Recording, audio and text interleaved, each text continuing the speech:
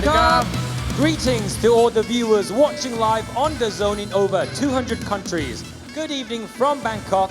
I'm Peter Denman and joining me is Aaron Sirisompon. Today we are at the birthplace of Muay Thai, that is Rajadamnern Stadium, and we are presenting to you RWS Rajadamnern World Series, Aaron. Absolutely no better place to watch Muay Thai than right here on a Saturday night at Rajadamnern Stadium. Established in 1945, Rajadamnern Stadium has a history of 79 years. It is truly the home and birthplace of the art of 8 limbs and arguably the most effective form of striking on the planet. Of course, though, we have now entered a new era not only for Rajadamnern but for the sport of Muay Thai as well, with the establishment of RWS Rajadamnern World Series, one of the premier Muay Thai promotions on the face of the planet. RWS Rajadamnern World Series gathers some of the best Muay Thai fighters from all corners of the globe to identify the best strikers on earth. RWS is giving opportunities to elite fighters to compete at the home of Muay Thai, Rajadamnern Stadium. It's also home to the greatest Muay Thai tournament and has brought prestige back to the Rajadamnern Stadium belt. Every week that belt will be defended or fought for right here on RWS.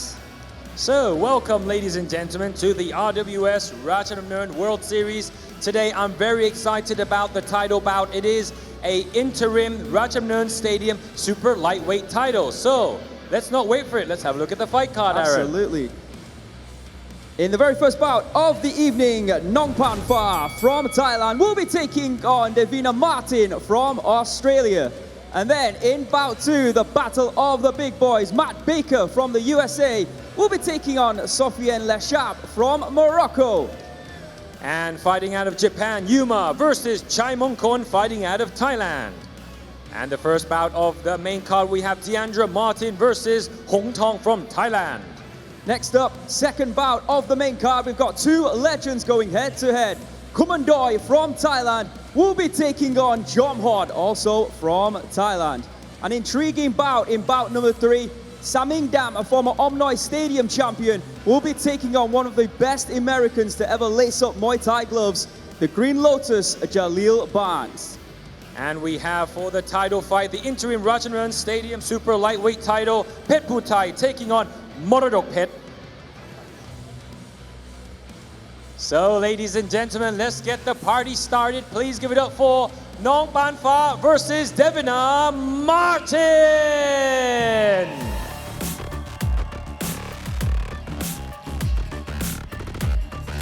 Coming into the ring for the first bout of the prelims is Nongparnfah. Stepping into the ring, coming off a recent win here at RWS, looking to continue the win streak on the Rajadamnern World Series.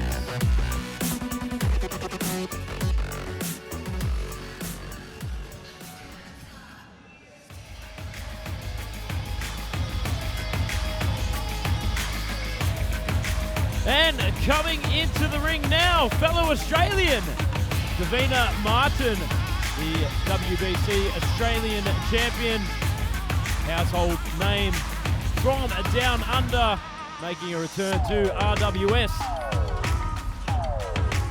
Yeah, currently 0-1 in RWS, looking to surely pick up her first victory here tonight against very experienced Nongparnfah, who's 3-1 from 4 bouts here in RWS. Great way to kick off a great night of action. Joining me alongside Peter Denman is Joe Comerford. Great to see you, Joe.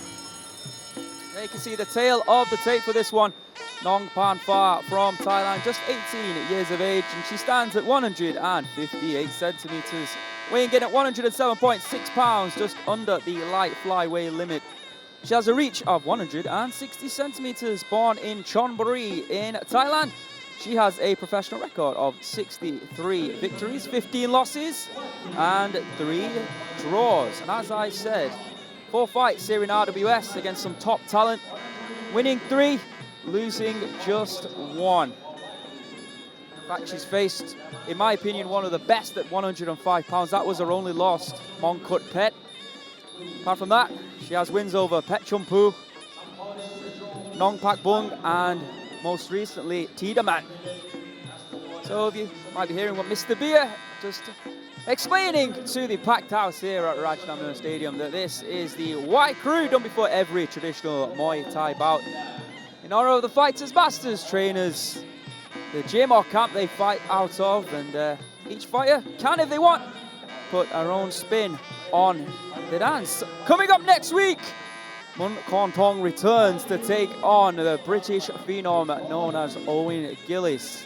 So much to look forward to in RWS. It's can't really put into words from just some small clips that are being inserted into the bottom right-hand corner, just the amount of talent that we've got coming up in the next few weeks. And let's not forget the finals of the 2024 RWS tournament will be next month as well. So shaping up to be an incredible end of year for RWS. In the blue corner, am I saying this right? Is it Devina or Divina? Devina. Devina Martin. Her sister later on is coming onto the card as well. That'll be one to look forward to. Diandra in the main card, yeah, but in the meantime, we've got Devina Martin back, 26 years of age, standing at 160 centimeters, weighing in at 107.4 pounds, and there you can see the aerial shot of this magnificent stadium, which is undergoing some refurbishment once again, I believe, after creating RWS. The owners are now looking to improve the stadium, which is pretty incredible considering the renovations they've done already to make it this world-class venue. If you are ever in Bangkok, Thailand, and free on a Saturday night, then please come and join us here at Rajadamnern World Series.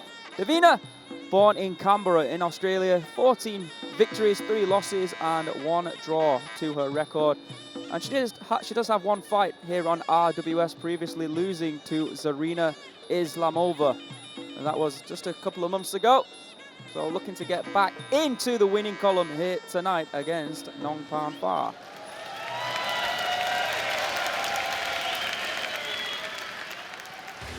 Nice way to kick things off. The females are in action in the first bout of this week's RWS. With the introductions, we have, of course, the voice of Rajadamnern Stadium and the voice of Rajadamnern World Series, Mr. Beer.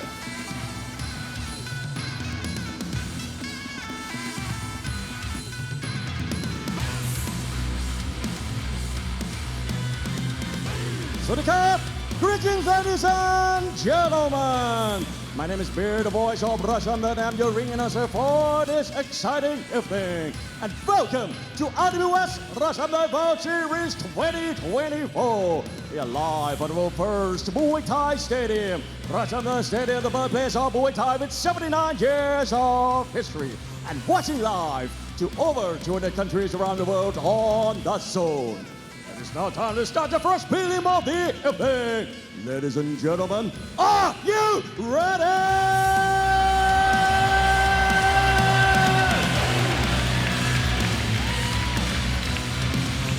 This is Muay Thai. This is Rajadamnern. Introducing your referee, Mr. Petchyindee. And now, introducing first, fighting on the red corner, 18 years of age. She stands 158 centimeters tall and weighing 7.6 pounds. She holds a record of 63 wins, 15 losses and 3 draws. Fighting out of Chonburi Province, Thailand. Lechhab, Nongparnfah Family Muay Thai.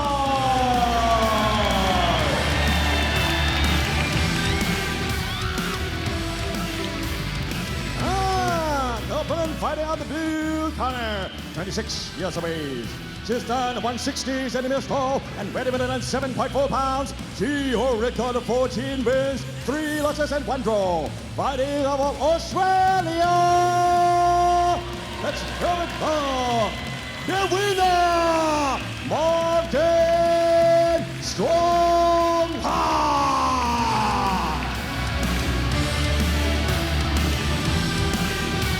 3 2-minute rounds of international light flyweight action coming your way right now here on RWS. Thailand versus Jones, Australia. Is it your Australia? Well, it is now, bro. Southpaw matchup versus Orthodox matchup. Nongparnfah, the Southpaw, and Martin, the Orthodox fighter. So Nongparnfah straight away utilising that left kick to the body and utilising it very well. Oh, good left hand there as well. Speaking to Devina earlier in the week, she was saying that she's come down in weight for this one, but Nongparnfah has come up, so looking to use her steady hands, a big, strong right kick to her advantage.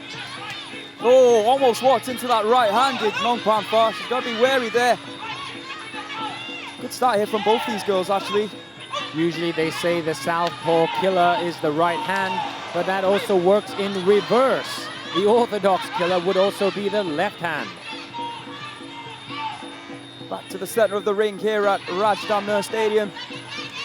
Nice, good forward pressure here from Devina, just pushing the pace. Devina's very calm. She's looking at her opponent and she's timing these right kicks and the right hands very precisely. Seems already you can see a look on the face there of Nongparnfah. She's feeling the power of Devina, who is looking the bigger of the two. Like you said, Joe, she's coming down in weight for this one. I think you can visibly see that. Absolutely, Aaron. You can definitely see the look of concern on Nongparnfah's face there. No look of concern there with that left hand. Took the words right out of my mate. She's got speed, that's for certain, but I do think, like we were just talking about, Devina seems to have the strength factor. Yes. So it's a good matchup, this one. And remember, it's only 2-minute rounds for the ladies, so it seems to go a lot quicker, doesn't it? Devina looks very strong, even though she's only throwing one punch or one kick at a time. She looks significantly stronger. And looks like she's prepared to fight a southpaw, because usually the southpaw tactic is to throw the left roundhouse kick and the left hand. In this case, Devina is actually doing that to her, right kick and right hand. That was a close one.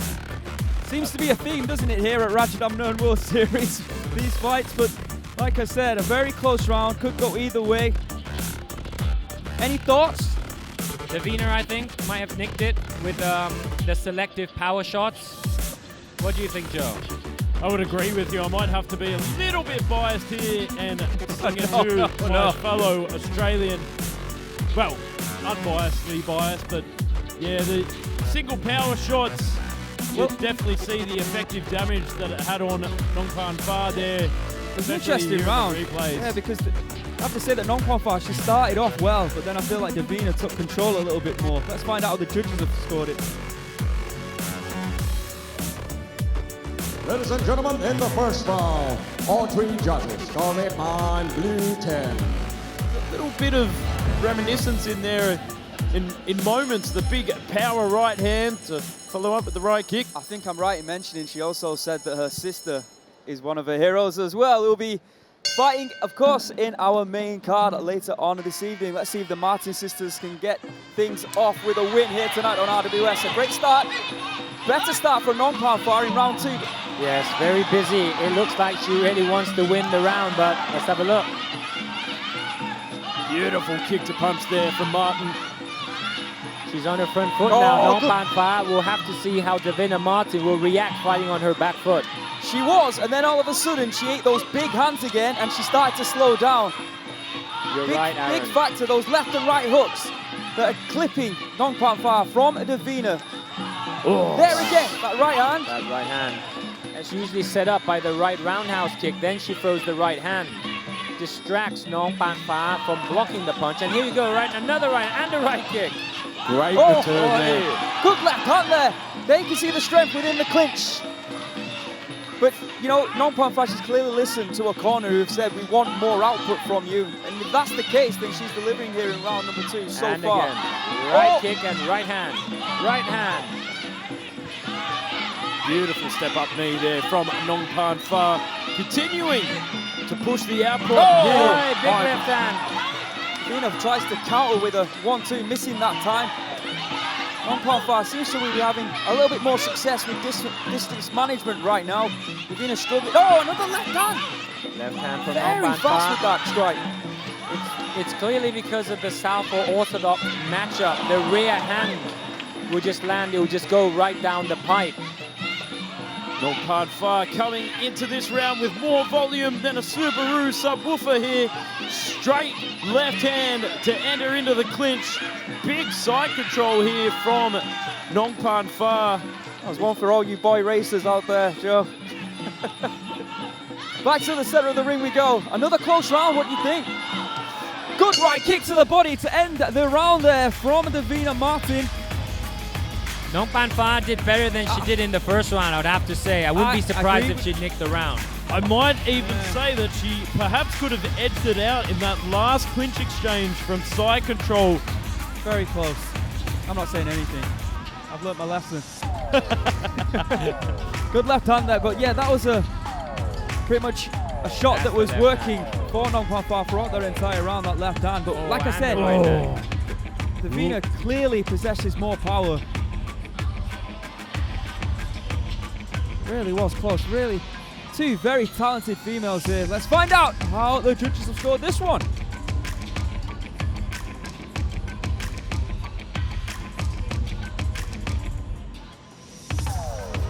Ladies and gentlemen, in the second round, all three judges score red 9, blue 10. On the total score, all three judges score 18 to 20. Coming down, and who is known to be a strong powerhouse, especially from Australia, where, tell you what, they make them different down under. What does Nongparnfah have to do now? She doesn't have the punches chance. How is she going to score knockdowns or even a knockout? Elbows. What do you guys think? It's got to be elbows, hasn't it, surely? But she has barely thrown an elbow, so will she be able to throw them in the third and final round? I mean, an alternative option is there was a lot of deep breaths from Devina Martin, perhaps going to the body, but she's doing exactly the right thing right now, causing issues for Devina. But she's got to continue in that way. She can't stop. She's got just over 90 seconds to try and drop Devina Martin right now as Nongparnfah. It's looking like a very much an uphill battle. Devina just has to survive the round to get the W. Don't take any unnecessary chances. Nongparnfah doesn't look like she's going headhunting like she did in the first part of the round anymore. Beautiful display of balance there a moment ago there from Devina Martin, just putting the leg across the hips of Nongparnfah. Beautiful stabbing knee as well to follow up with the right hand. You know, if she can easily make this weight as well, 108 pounds, I would suggest stick to it because she looks phenomenal. And I think a lot of girls at this weight will have big issues with Devina Martin. She's having success, Nongparnfah, with the left hands, the boxing, but it's just not enough to get the victory as they're not knocking Devina down. She looks a bit discouraged to me, if you ask me. Oh, just misses the uppercut there from Martin. Follows up with the right kick. Fumbling their way inside the clinch, but back on the outside. So that low kick hurt Nongparnfah there. She's a little bit taken back by that as well. 20 seconds left on the clock. It's looking very good for Team Australia, should I say, Joe?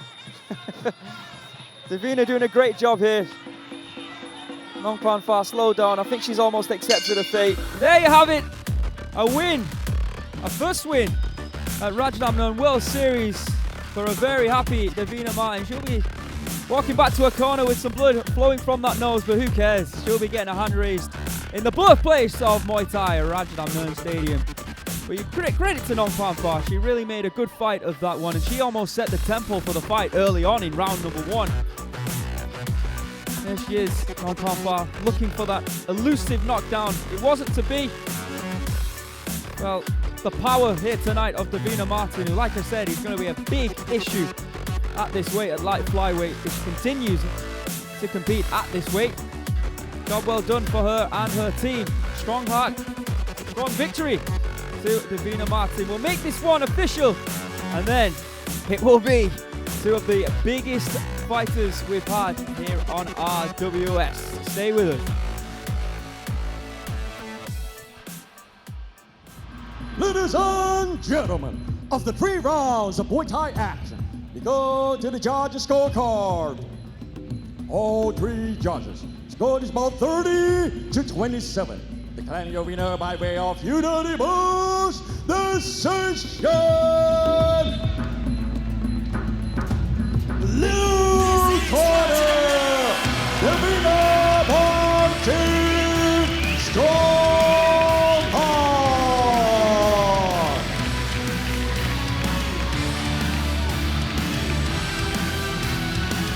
Congratulations.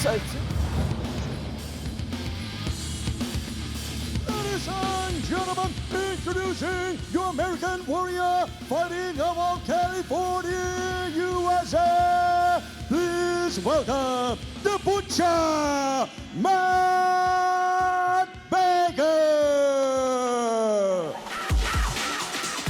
Here he comes, the Butcher, Matt Baker, all the way from the US of A. What a behemoth of a man. Lightweight, he's coming down to the ring, soaking it in right now, making his debut at Rajadamnern Stadium, the birthplace of Muay Thai. He's looking in tremendous shape. Starting off as a kickboxer, but here to showcase his true love, Muay Thai, the art of 8 limbs.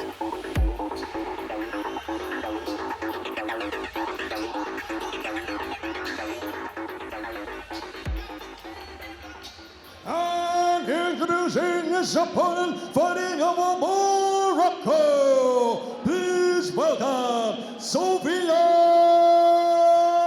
Lechhab.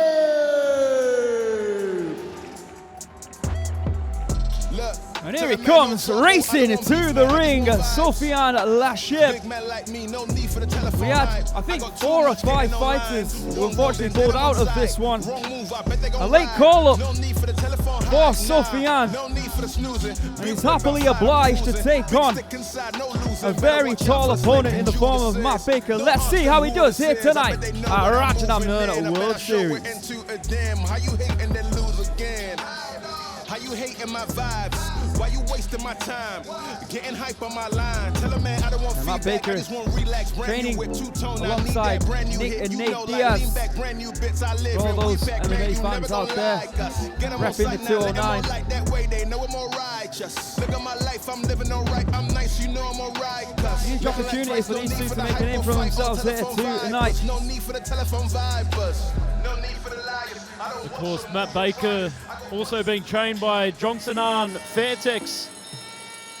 There you can see the tail of the tape. In the red corner, we have got Matt Baker from the USA, nicknamed the Butcher.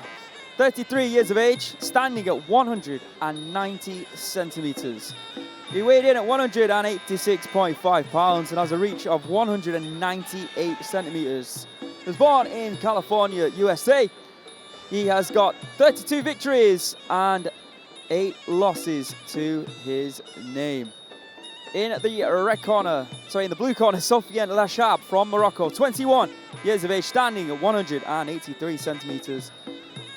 He has a reach of 189.9. He weighed in at 189.9 pounds and has a reach of 184 centimeters. He was born in Kenitra in Morocco. He has 18 victories and 5 losses to his name. Seen a lot of tremendous Moroccan fighters, not only in RWS, of course, in the sport of Muay Thai. The name Youssef Bouganem obviously springs to mind when you think of Moroccan Muay Thai fighters. One of, if not the greatest non-Thai Muay Thai fighter of all time.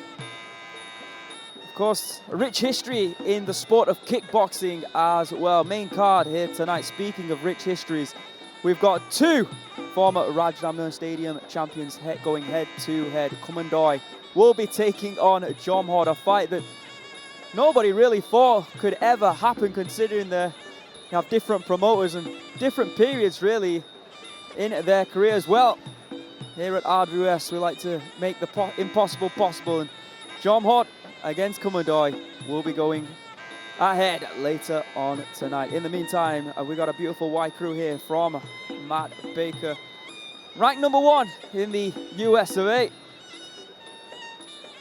Number 4 in kickboxing and another promotion around the world as well. So very accomplished butcher indeed. Not just on the chopping board, but in combat sports. Yeah, training out of Sitluangpeenamfon when he is here in Thailand. But you mentioned it, Joe, trained by Jongsanan Vertex, the Wooden Man, one of the most famous Muay Thai fighters of all time.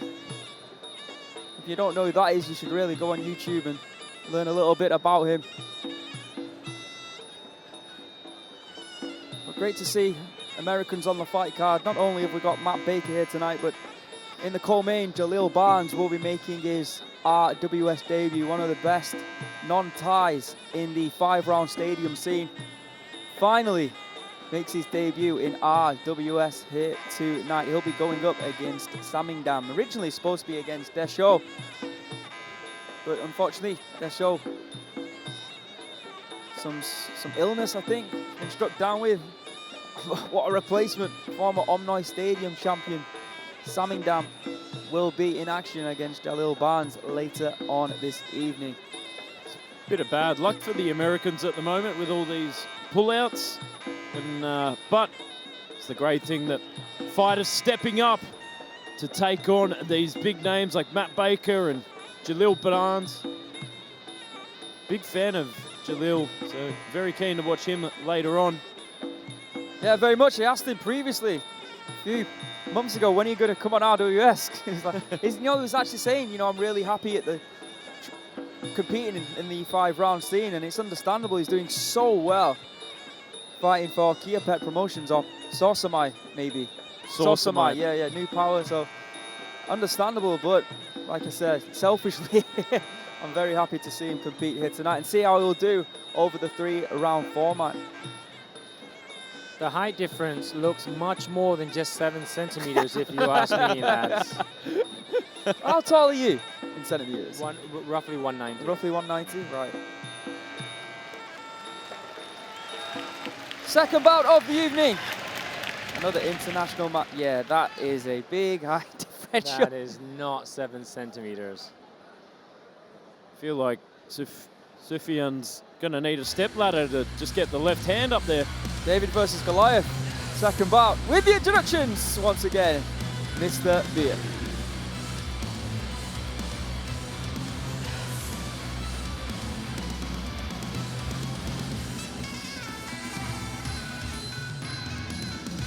Ladies and gentlemen, this is the second prelim of RWS Rajadamnern World Series. This is Muay Thai. This is Rajadamnern. Introducing your referee, Mr. Thanabaworn. And now, ladies and gentlemen, introducing first, fighting up the red corner, 33 years of age. This man at 190 centimeters tall and weighing at 86.5 pounds. He holds a record of 32 wins and 8 losses. Fighting out of California, USA. Let's hear it for the Butcher, Matt Baker.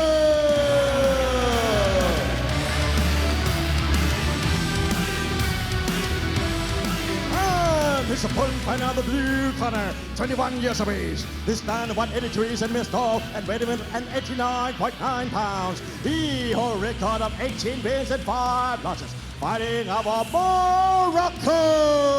Let's hear it for Soufiane.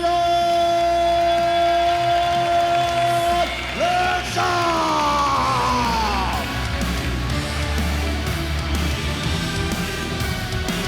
Back house. Looking forward to this one. I'm expecting big things. International bout at 190 pounds. Matt Baker from the USA in the red corner. Soufiane Lechhab from Morocco in the blue. 3-minute rounds. All right, both orthodox fighters. Let's have a look. Nice stiff jab. Straight right down the line to left kick there from the Butcher. Just taking it easy early on. Oh, looks like he's setting up for an elbow there, trying to drag down the rear hand. Good right high kick there. Soufiane looks very relaxed in there. Which is unbelievable considering what he's facing right now. I agree. Big knee to the midsection. A huge knee, in fact. Is that it? One Problems knee. for Soufiane. And a flurry of punches sends him right down to the canvas. He's doing his best. He's doing everything in his power to get back to his feet, but no, I think the body's gone, you know. You can see it in the eyes. The referee can call it, and there it is.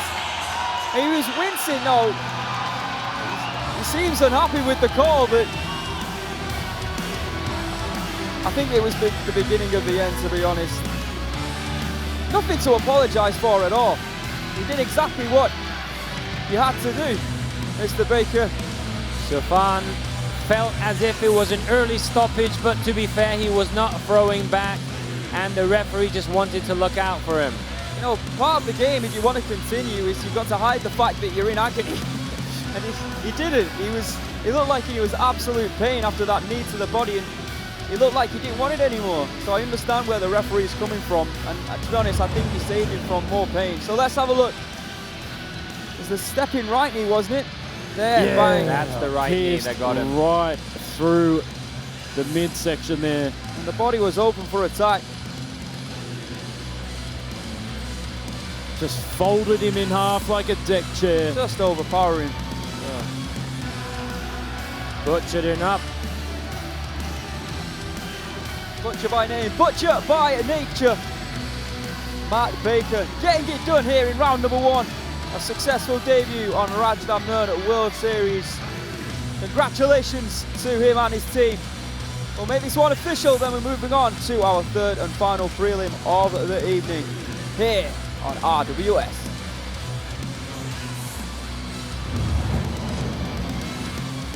Ladies and gentlemen, after 54 seconds of the first round, we have a winner by way of knockout. Red corner, the Butcher, Matt Baker.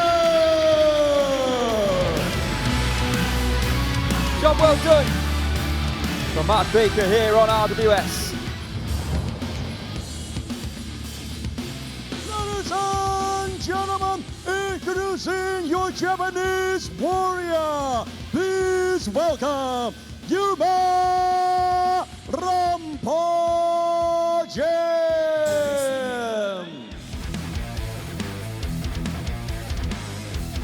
Seen an influx recently of incredible fighters from Japan. Yuma, a fighter with experience here on RWS, returns looking for his second victory on the promotion. Let's find out if he'll do it here tonight. Welcome back, Yuma, to RWS. And his opponent fighting out of Lopburi, Thailand. Please welcome Chaimongkol, Kiatdaraphutorn.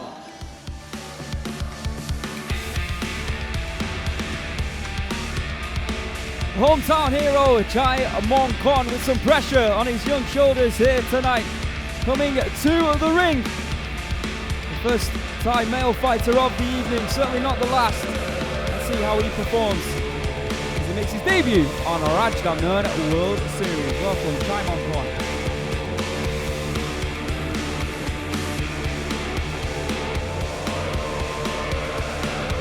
Of course, let's not forget popularity of not only Muay Thai but RWS specifically in Japan. We are returning December 1st with an incredible fight card once again in Japan.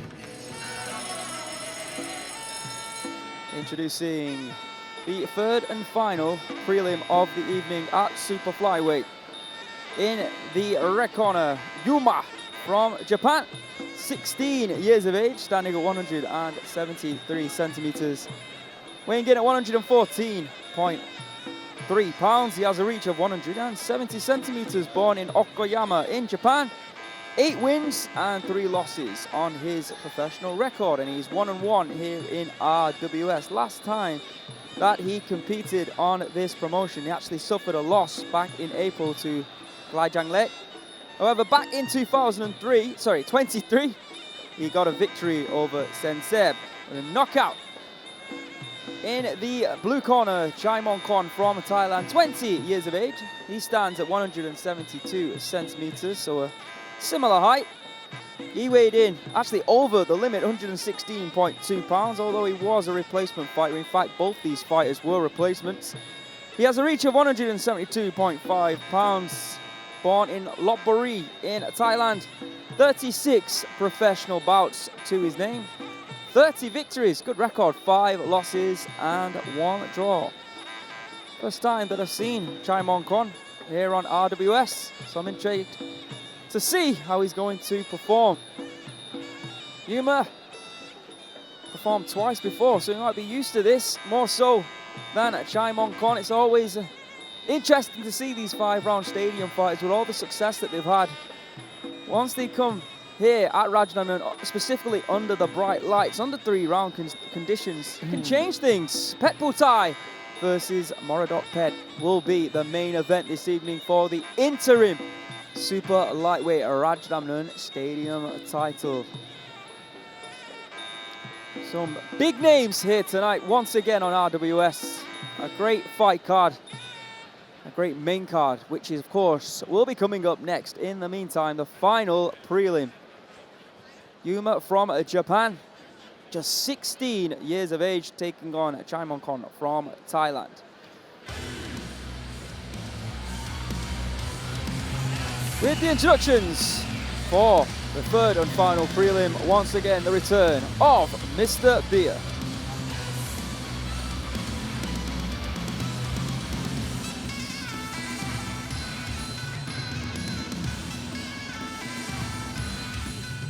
Ladies and gentlemen, this is the third prelim of RWS Rajadamnern World Series. This is Muay Thai. This is Rajadamnern. Introducing your referee, Mr. Chayut Kamnared. And now, introducing first, fighting of the red corner, 16 years of age. He stands at 173 centimeters tall and weighing 114.3 pounds. He holds a record of 8 wins and 3 losses, representing Japan. Let's hear it for Yuma Rompo.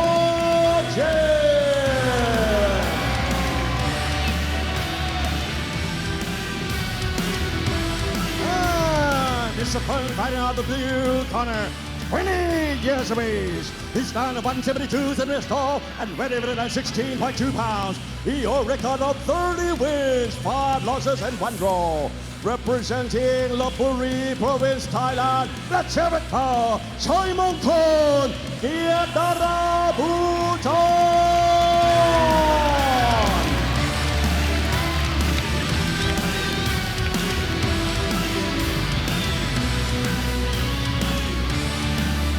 3-minute rounds of Muay Thai action. Yuma's a very active fighter. He fights nearly once a month on the MBK Stadium. Racking up the experience. Let's see how it pans out for him here tonight against a very experienced opponent compared to his own resume. Yeah, and Yuma actually competes also on the RKO shows here at Rajadamnern. That are every Monday, Tuesday and Friday, I believe. Ooh. Turn of the back there from Chaimongkol. Got to be very wary of that. Yuma almost went in for the kill here in round number 1. Yuma's a very quick and explosive fighter, and he has defeated many Muay Thai fighters, and a lot of the time knocking them out too. Indeed, one of those knockouts taking place here last year on RWS. Low kick there from Chaimongkol. You see the difference already in the tempo from these two. Yes. Chaimongkol, that 5-round stadium style where it's relatively slow start. Yuma, well, he's sprinting right now. I mean, it's not uncommon for fighters from the land of the rising sun to come in with this high volume and high tempo style. Come in with some nice slick boxing as well. Yeah, you said it very well. He's a very busy fighter. He's fast, he's powerful, and he has a lot of skills in his punches. Yeah, just going back to what you were mentioning there, Joe, the quality, not just the quantity of Muay Thai fighters from Japan. And it's probably the best it's ever been right now. And of course, the star that you can hang your hat on is Naraka right now, one of the pound for pound best. And he will be in action December 1st. And you can follow that Joe Comerford, our friend beside me, will be in Japan covering that show. That's right, you could join me in Yokohama. We'll be live on DAZN and also on the Facebook of RWS. But right now, we are witnessing kick for kick. Oh, big body shot there he didn't like from that. Yuma to Chaimongkol. That left hook to the body is money, and he knows it. A flurry of punches sends him down to the canvas. Chaimongkol might be on borrowed time right now. If he can find that left hook back to the body again. Here comes Chaimongkol.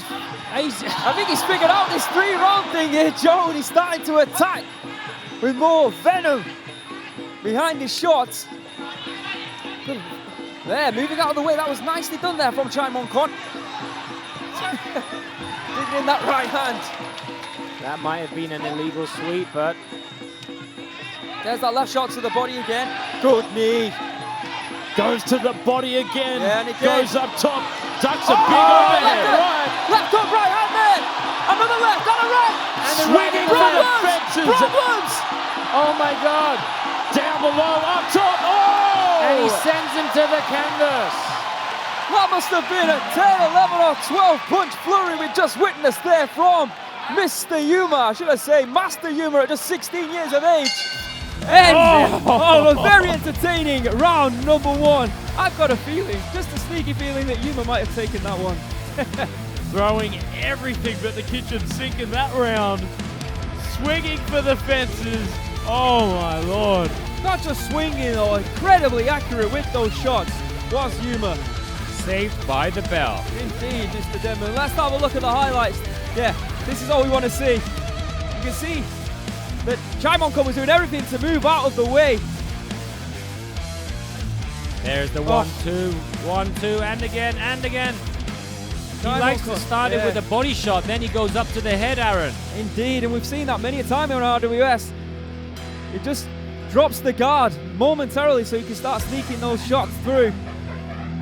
That left hook, not only to the head, but to the body, all throughout that round was scoring for Yuma.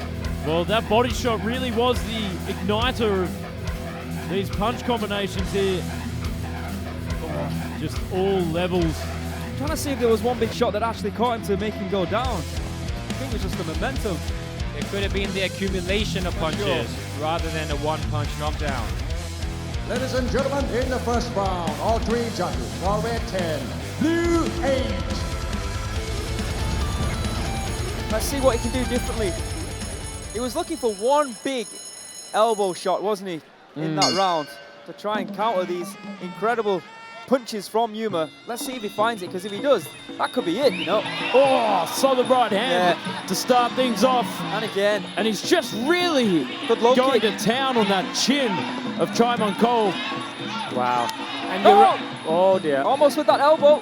And you're right, Aaron. Usually when a punch, when a boxer throws a combination of punches, you can disrupt their rhythm with a short elbow, and that's a strategy that has been employed over the years, and it has been very successful. But let's have a look if it will be tonight. But it seems like that's the shot of choice when it comes to counter-striking for Chaimongkol. He's eager. I like it. He needs to be as well. 10-8 round, of course, due to that knockdown. But these combinations just keep coming from Yuma. But good clinch This is work. good, yeah. Great tactic here from Chaimongkol. Sorry to interrupt you there, Joe.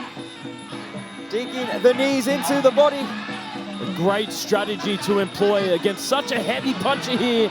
Stab the knees in, and return with that big right piercing knee through the midsection of Yuma. And getting much more confident here, marching forward, utilizing the long guard. Those knees seem to be having an effect. Wow, yeah, you're right, Joe. Big right elbow from Yuma. Speaking about elbows from Chaimongkol, how about that one? I mean, Chaimongkol did very well to stay on his feet. Yeah, and you're right, Joe. I mean, like, they can't punch if you tied them up in the clinch. Had Chaimongkol thought of this in the first round, he may have not been knocked down, but even if he wins these last 2 rounds, at best, that's just the draw. So what does he do? I'd suggest he continues as he's doing right now and keep going for those knees to the body. At least try to win the round, to then put yourself in a position to either get the draw or find the knockdown in round 3, but he has to win this round, does Chaimongkol. Slowing down right now. Might not be a smart tag. Oh, big left hook to the body. I said, I mentioned those left hooks in round 1. And finally, after a lot of strikes, the body shot pays dividends. Indeed. It's all over. Round 2 knockout for Yuma. Just when you thought Chaimongkol was pound. I gotta love this boy. Great showman. 16 years of age. Great showman. Likes the camera, doesn't he? But Chaimongkol, I thought he was finding a pathway to at least maybe being in with a shot of getting his hand raised there tonight, but Yuma said no. That left hook to the body finally dropping Chaimongkol. Accumulation of strikes from round 1, but he does it here in round number 2. Congratulations to Yuma and his team. Back in the winning column here on RWS. Let's have a look at, there it was, and you see straight away the face of Chaimongkol tells the story, and he could not get his breath back, and that's all she wrote. 3 fights here in the prelims, 2 stoppages. We're moving in to our main card here tonight in around 20 minutes time. There it is once again in slow motion.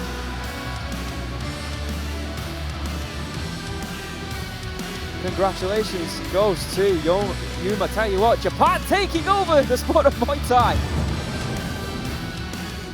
Ladies and gentlemen, after 2 minutes and 15 seconds of the second round, we have the winner by way of knockout. Red corner, Yuma Rompo.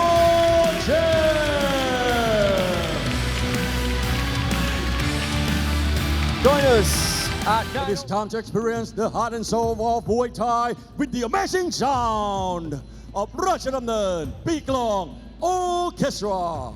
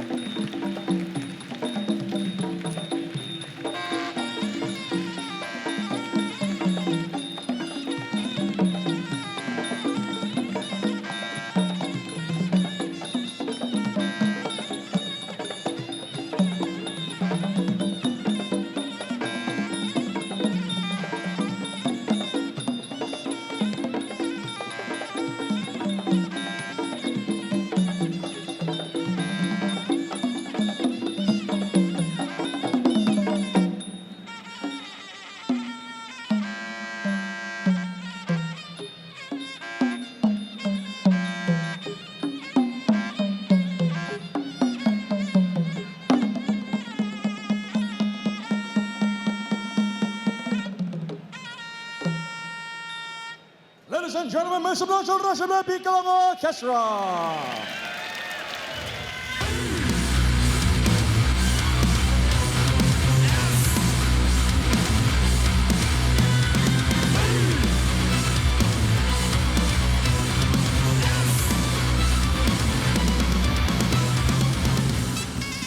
Ladies and gentlemen, welcome back to the RWS Rajadamnern World Series. We're at the birthplace of Muay Thai, that is Rajadamnern Stadium, and now we're heading right to the main card, and today we have a title match that is for the interim Rajadamnern Stadium Super Lightweight title. Isn't that right, Aaron? That's right, but before we head into the main card, we should be talking about what's taking place here on December 21st, because a legend is returning. That is right. Come December 21st, join us at the Rajadamnern Stadium as we honor the 80 years of Muay Thai history, and it will be the biggest fight card yet. Headlined by the legend Puakao Banchamek as he's taking on China's rising force Han Wenbao. He's known as the Legend Killer precisely because he defeats Thai legends. And not only that, we have got Khunsueklek taking on Wanchainoi in a Rajadamnern Championship super fight. A big night of action on December 21st. But we've also got a big night of action here tonight. So let's have a final check of the fight card. All right, Diandra Martin versus Hongthong. In bout number 2, two legends, two former Rajadamnern Stadium champions will be going head-to-head for the first time. Kumandoi will be taking on Jomhod. Next up, we have got Samingdam taking on Jalill from the USA. And for the title, the interim Rajadamnern Stadium Super Lightweight title, Petchputhai versus Moradokpetch. So, ladies and gentlemen, let's get it started between Diandra Martin versus Hongthong. Ladies and gentlemen, introducing your Australian warrior. Please welcome Diandra Martin.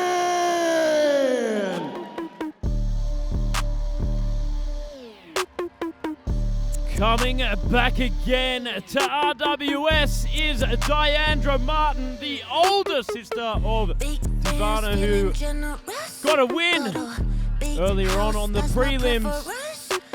So can we continue the family win streak here on the RWS stage?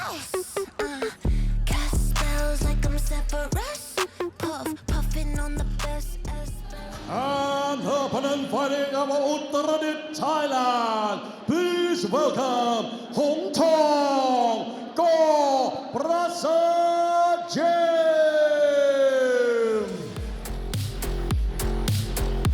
Another fighter who's making their debut here tonight on Rajadamnern World Series. We welcome Hongthong to the ring. Last time that she competed here in Thailand, well, it wasn't gloves she was wearing. She was wearing rope hands in another promotion and getting a victory there. Let's see how she does here tonight. We've got Thailand taking on Australia in the first bout of tonight's main card. Glad you can join us, to everyone watching around the world, live in 200 plus countries and territories on DAZN.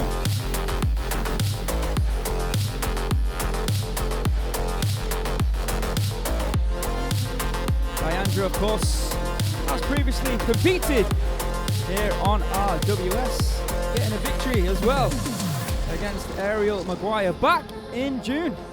Looking to go 2-0 here tonight against the very tough, the very durable Hongthong. Introducing the fighters here, there's the tail of the tape. International female featherweight bout. First bout of the evening in the main card after what was a really tremendous prelim fight night here on RWS. In the red corner, Diandra Martin from Australia, 29 years of age, standing at 172 centimeters, weighing in the featherweight limit 126 pounds. She has a reach of 178 centimeters. Born in Canberra in Australia, she has got 20 fights to her name with 14 victories, 5 losses and 1 draw. The blue corner, Hongthong from Thailand. She is now 28 years of age, standing much short at 161 centimeters, so 11 centimeter height advantage there for Diandra. She weighed in 125.5 pounds and has a reach of 163 centimeters, so 15 centimeter reach advantage for Diandra. She was born in Uttaradit here in Thailand. 90 fights, 60 victories, 25 losses and 5 draws. Speaking of incredible fights, next week, the rematch that the world has been waiting for. Savas Michael once again gets another crack at the Rajadamnern Stadium lightweight title, where he takes on the champion, Samingdam. Oh, Christmas comes early again, and it's only November. Oh, you get me excited every time that visual comes up. I'm probably, going to go back during this week and watch that fight again. I have to. Actually, I might do the same thing. It was an incredible fight. Many thought that Savas did enough to take it that evening. It wasn't to be for the very talented Cypriot. But the matchmakers have allowed him and given him another shot. And he will get that shot here next week. Cannot wait for that one. They just keep coming, these great fights. I mean, we've already spoken about the fact that we've got Buakaw back on the 21st, but we should also be talking about what's taking place on the 14th and the 7th, and that is the RWS 2024 tournament finals. I mean, these fighters have been competing for over 5-6 months now to try and get to this situation, and we have got 5 outstanding finals coming your way on both the 7th and the 14th of December. And of course, the piece de la resistance, the big final in I think a lot of people's minds, is Retiwada taking on Daniel Rodriguez. That will take place on the 14th, 1 week before Buakaw, and of course Khunsueklek versus Wanchainoi. We've also got Gordon Payu, the Storm. After he defeated View, he now will be taking on Chai La in the featherweight tournament final. Up next, we've got Kumandoi taking on Jomhod. Need I remind you about that one as well? So just great fights after amazing fights here on RWS. They just keep on coming. Barbara Aguayel will be taking on Kwanjai. Barbara, of course, defeating Som Ratsami and ending her winning streak. And also Dan Paranchai, the number 1. Oh, sorry, not the number 1. He's the champion here at Rajadamnern Stadium. We'll take on the number 1 contender, Petchputhai, in the final. This doesn't end. This is reminiscent of the prelim fight, the height difference. What are you going to say about Diandra's sister? We got the win. Let's not forget, with the introductions, Mr. Beer.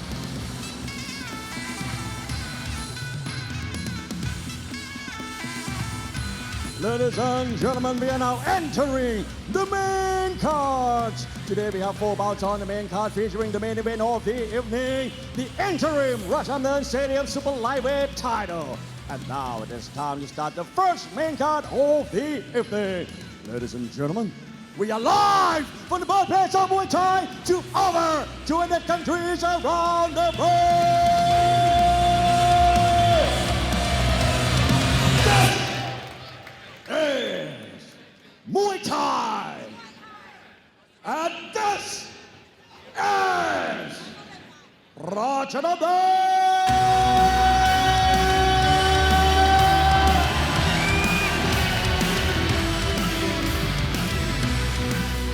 Gentlemen, introducing your referee, Mr. Krisanath Punyat.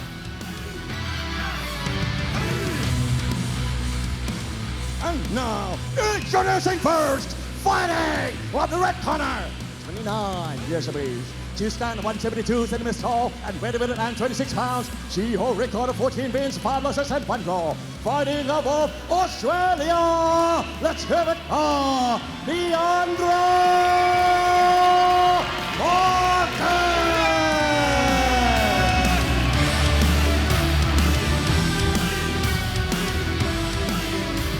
And opponent fighting out the blue corner, 28 years of age. She stands 161 centimeters tall and weighs 135.5 pounds. She holds a record of 60 wins, 25 losses, and 5 draws. Fighting out of Uttaradit province, Thailand, let's hear it for Hongthong, the Prasertgym.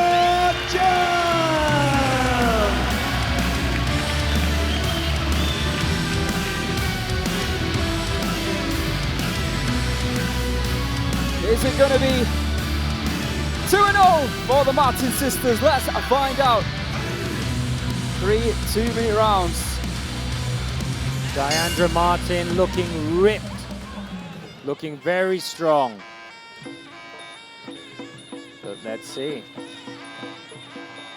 Begins the round with a jab and a push kick from Martin. Looking a lot bigger, isn't she, than her opponent? And there it is, the left kick. She was saying earlier in the week, part of her game plan was to utilize her left kick a lot more. Beautiful setup for the right. Start things off at a bit of a slower tempo, but can't afford to really muck around in these 3 rounds by 2 minutes. Good block there from Martin. Got to push the pace. Staying very cool and calm and collected. Good counter kick from Martin. And yeah, you're right, Joe. I mean, you can't just sit around if your opponent's busy. However, sometimes if your opponent's not throwing too, and you're landing a bit more than them, the judges have no choice but to maybe give it to you. Looks like Hongthong's really struggling right now to try and find a way to get through. The referee heard you there. I mean, there is Oh, that's one way. Left hook right hand there from Hongthong, clearly listening to the ref. And again going and finding it. She staggered her. Hongthong staggered her with a left hook right hand again. Massive right hand. And Diandra is down. And I'm not sure she's going to be able to get back to a beat, and it's all That's over. it. I told you she had experience. A titanic right hand hit her on the button where it says good night. A fighter who's used to card jerk, rolled hands Muay Thai has come in to Rajadamnern and utilised those punches, and my goodness, statement made against a very good fighter in Diandra Martin. Hongthong coming from absolutely nowhere and making a name for herself here tonight on RWS. Wow, Gotta say, electrifying. that took me by surprise. She looked really concerned with the power and output there from Diandra, but just answered back with that thunderous 1-2. Well, basically after the referee said she needed to work, she really did. And like you said, it was that 1-2 combination of... Oh my goodness. Right under the chin. A right hand right on the button. Amazing, very precise. And that's what it was. It was lights out for Martin even before she hit that canvas. Didn't really catch her with the left end, it just got the distance. The golden There. swan strikes again. And then with an open Bang. guard. Impressive, electrifying performance. Wow. Sending Who's next? shockwaves Who's throughout next for RWS. Hongthong? Tell you what, featherweight females, you've just been put on notice. Ladies and gentlemen, after 1 minute and 27 seconds of the first round, we have a winner by way of knockout blue corner, Hongthong, the Prasertgym.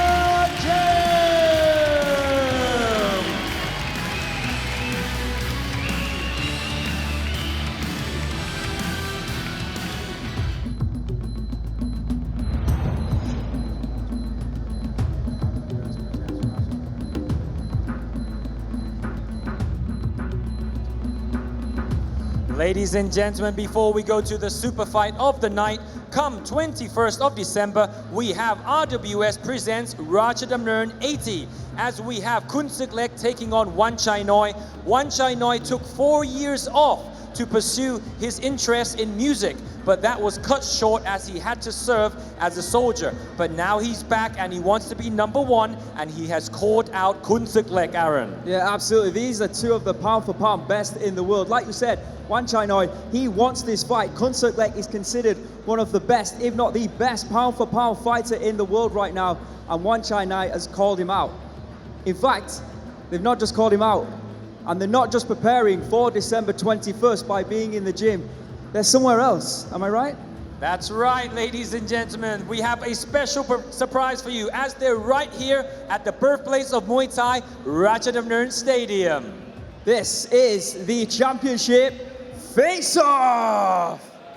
Ladies and gentlemen, introducing the challenger. Please welcome Wanchainoi Sotohil Bonsan.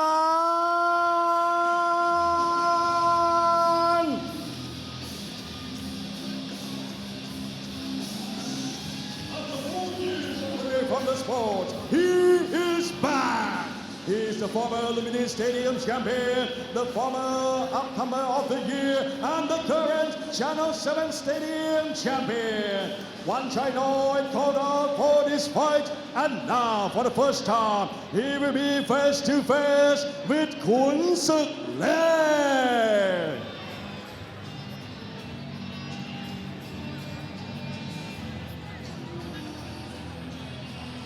And now, ladies and gentlemen, introducing the current Rajadamnern Stadium Bantamweight champion, Khunsueklek Boom Devina.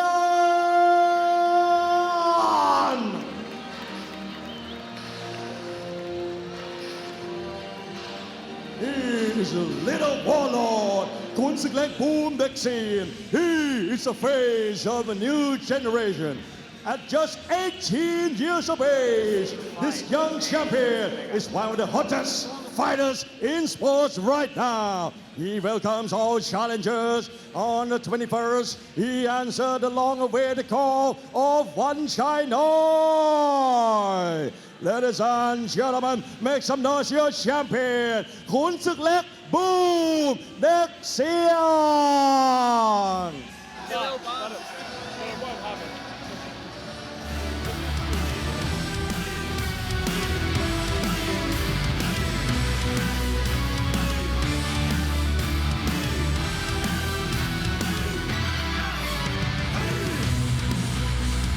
Two of the best in the division.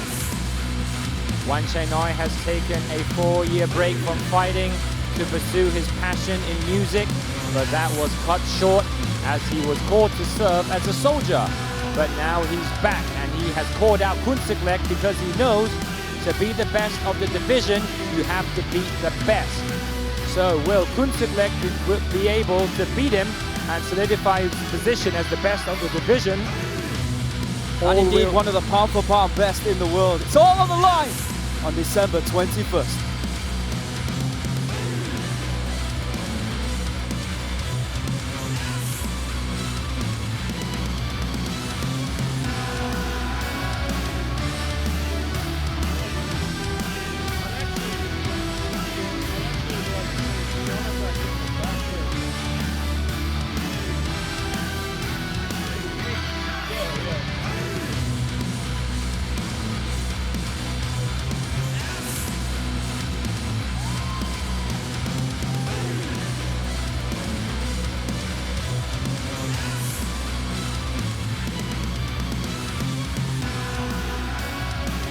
Ladies and gentlemen, it is time for the second main card of the evening.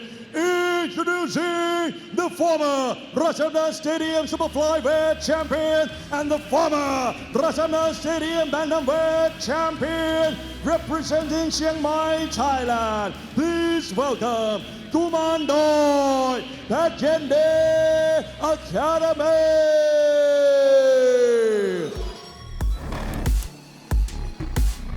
Here he is, one of the best, two-time Rajadamnern Stadium champion in 2 different divisions.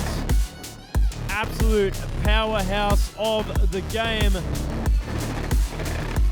Kumandoi, Petchyindee. 1-1 in RWS, of course, losing very closely to Khunsueklek. Losing 3 rounds to 2 for the bantamweight title. He actually wants another fight. Introducing the former Rajadamnern Stadium Super Flyweight champion, fighting out of Ubon Ratchathani, Thailand. Please welcome Jomhod, the sniper, Sitluangpeenamfon.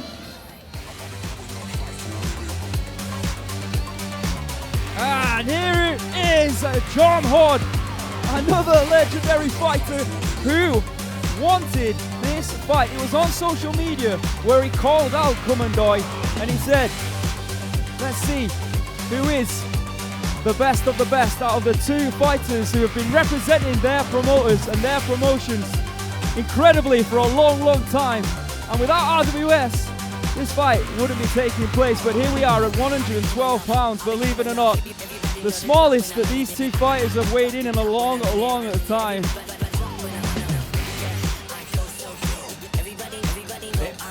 They both have boxing experience. Indeed they do. In fact, it's a good segue into what I was about to say, that Jomhod was actually saying if you want to do boxing in round 1, we can do it. And Kumandoi says, all right, let's see what happens. There you can see the tail of the tape for the second bout of the main card after that first round knockout in our First bout of the evening. Introducing first in the red corner, Kumandoi from Thailand, training out of Petchyindee Academy, 30 years of age, standing at 165 centimeters. There you can see, powered by Fight Geek, the averages landed more strikes from Kumandoi, but better accuracy from the sniper. Kumandoi weighed in 111.9 pounds, has a reach of 167 centimeters. Born in Chiang Mai in the north of Thailand, 63 victories with 18 losses and 5 draws. Former Omnoi Stadium flyweight champion, former Rajadamnern Stadium super flyweight champion. In the blue corner, Jomhod from Thailand, 36 years of age, standing at 165 centimeters, weighing in at 111.8 pounds. He has a reach of 165 centimeters. He was born in Ubon Ratchathani here in Thailand. 202 victories, 46 losses and 5 draws. A former Rajadamnern Stadium super flyweight champion, former Channel 7 super flyweight champion and former Channel 7 lightweight champion. RWS returns to Japan on the 1st of December. Ryuya versus Gampantong. We've got Asahi against Carlos Coelho. Saya Ito against Monkotpet, Ryuya Matsuda against Gotao, and in the main event, Nadaka will be defending his super flyweight title against French fighter Pet Nung. A stacked card for the next RWS Japan. Mark your calendars for December 1st. In fact, that will be taking place on a Sunday. The night before, on November 30th, will be the aforementioned Savas Michael versus Samingdam fight. I've got to say, Aaron, RWS are just way too good to me. They're giving me Savas. Apart from the jet lag. Oh, apart from the jet lag. Savas and then Nadaka versus Petnung. Two stadium title fights in 2 days for Mr. Joe Comerford. And for, of course, the fans at home. Speaking of stadium title fights, in our main event here tonight, the interim title at 140 pounds will be on the line. Petchputhai will be taking on Moradokpetch. Incredible to see these two legends of the sport in the ring at the same time right now. I mean, like I said, Kumandoi, you know, if we're being honest, we'll probably be heading into this fight being the favorite just from the pure fact that he's the younger of the two. Jomhod, he's had some good experience though here on RWS. 2-1. Of course, competing against Albert Campos. Actually fought in Japan. Unfortunately for him, losing against Nadaka. That was for the stadium title bout, but he did have a victory, of course, over Saeed Mahdi back in June. Kumandoi, a win over Hongthong, that loss over Khunsueklek. Tremendous matchup. There you can see a boat with the introductions, Mr. Deer.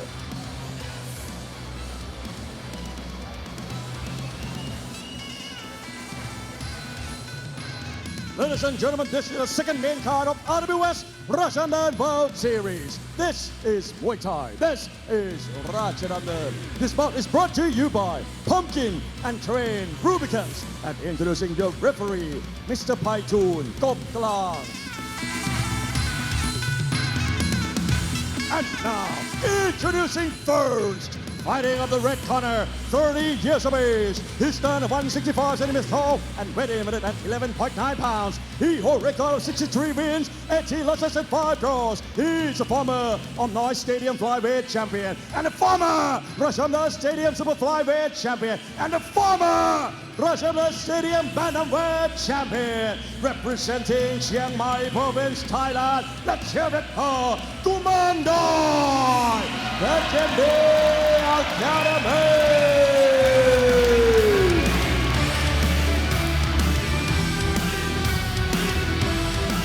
And his opponent fighting out the blue corner, 36 years of age. He's down 165 centimeters tall and weighed in at 11.8 pounds. He holds a record of 202 wins, 46 losses and 5 draws. He is a former Channel 7 Light Flyweight Champion and a former Channel 7 Super Flyweight Champion and a former Rajadamnern Stadium Super Flyweight Champion. Representing Ubon Ratchathani Province, Thailand, Lechhab, Jomhod, the Sniper, Sitluangpeenamfon.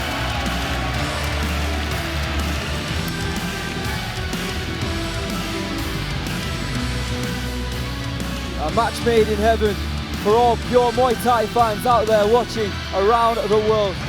Three-minute rounds of legendary Muay Thai action. Let's see if it's gonna go just as a pure boxing round, as Jomhod has requested, but no. Kumandoi doesn't They just want did any that of to it. prove you wrong.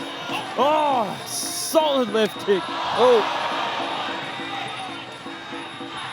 So, yeah, what have you got, Jomhod? Your turn now, there you go. Left kick in reply. Good blocks from Kumandoi. Oh! Solid These right kick. roundhouse kicks Oh. are very powerful, and they're landing because Jomhod is not blocking. Oh, he almost walked straight into that left hand there, did Kumandoi. As always, the southpaw killer is the left hand, the right hand.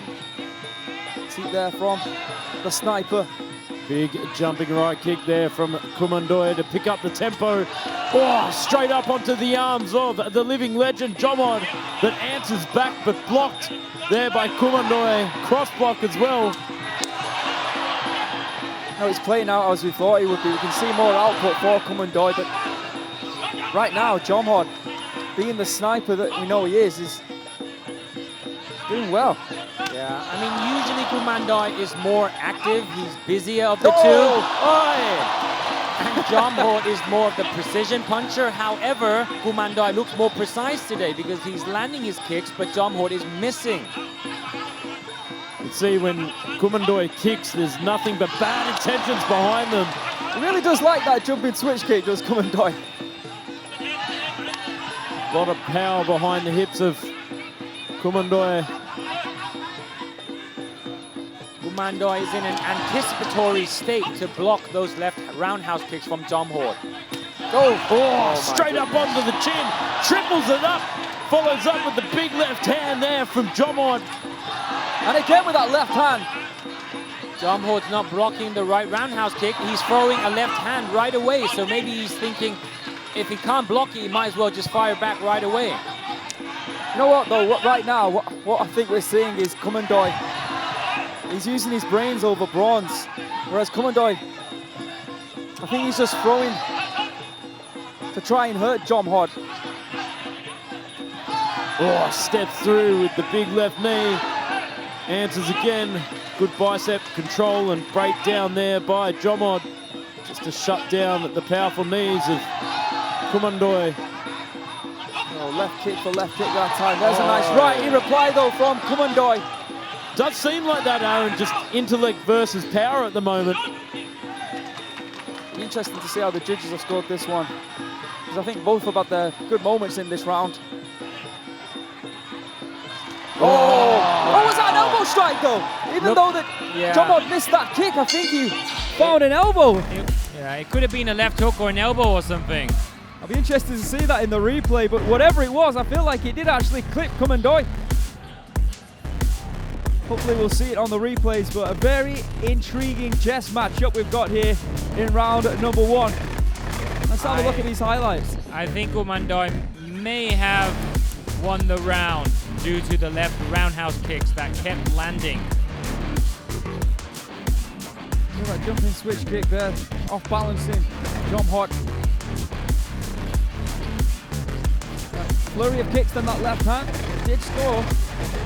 That was beautiful. Beautiful defense really from Kumandoi. Oof. Almost with that left hook. There's the left hand of Jomhod.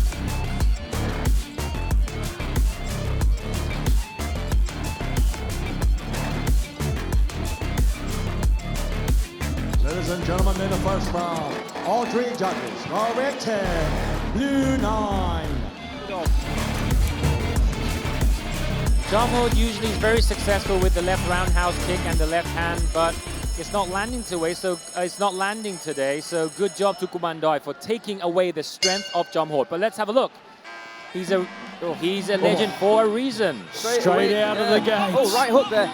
Just as we started round one, a right kick there from Kumandoi. Looks like Jomhod starting to pick up the tempo now, the volume, the output. Big swinging left knee there from Jomhod. Yes, he's on his front foot now. Lots of pressure, lots of pressure. But what is he going to do? Is he going to throw punches? Let's have a look. Oh, beautiful double kick there from Kumandoi. That's a left elbow, right elbow in reply from Kumandoi. Right kick to the body. I mean, he's the guy doing all the pressure work, but you have to take some to give some in this case. So as he's going in, he's becoming more vulnerable to elbows and left roundhouse kicks. You can see the significant strikes landed in round one. 22 for Kumandoi, 17 for Jomhod. Good clinch exchanges here. It's good to see the referee let it go as well. Yeah. Good stabbing knees there from both gentlemen, maintaining posture as well. Just showcasing the level of Muay Thai between these two living legends. Yeah, and right now it feels like Kumandoi is just a little bit quicker than Jomhod. Yeah. And everything he's doing, including defensive work as well, is able just to move out of the way of the majority of shots that Jomhod is throwing, in terms of punches at least. Oh, that one stung there from Jomhod, right onto the back of the hamstring of Kumandoi in that last exchange. Yeah. But I mean, even though Jomhod is on his front foot, it looks like he wants to go in to throw a combination of punches, but Kumandoi is not letting him, because as he gets into the mid-range, Kumandoi clinches him. And he doesn't look dominant in the clinch. That is Jomhod. So what is he going to do? I'm not sure. Yeah, he's struggling right now. Like I said, the pure output of Kumandoi is bothering Jomhod. He can't get through. It's almost defensive in the way that Kumandoi continues to throw. There's that jumping switch kick once again. It's a bit of a trademark at this point. Oh, spinning back elbow there from Jomhod. And Kumandoi landed a left hook at the same time, so one each. Is there... Fixing his budget there. Just trying to edge his way in and find the big left hook. That was and a right kick to the leg. Beautiful left hook there from Kumandoi. So previous to that, spinning back. Oh! Alligator whips his tail. Beautiful. Beautiful work there from Kumandoi. Yes, Kumandoi landed that against Jomhod, and he's landed that against Khunsueklek as well. Two great fighters to land that spinning back kick against. Yes, and it's usually not easy to land the spinning back kick, Not but at all. I think he missed the first kick, and he was already halfway there, so he threw the back kick, and it was easier to land. So great job to him. Beautiful explosion in there, utilizing good fakes. That is the end of round two. I think that was more clear cut than round one, Joe, to be honest. Great round there from Kumandoi. Like I said, the output from him, the work rate is exceptional. And Jomhod, at 36, is struggling to keep up. And I think, to be honest, anyone right now in the top 10 at 112 pounds would struggle also against this phenom. There we can see the highlights there. See, Jomhod throws maybe one elbow, Kumandoi throws three, and that's pretty much the story of the matchup right now. Here's that spinning back elbow. Oh.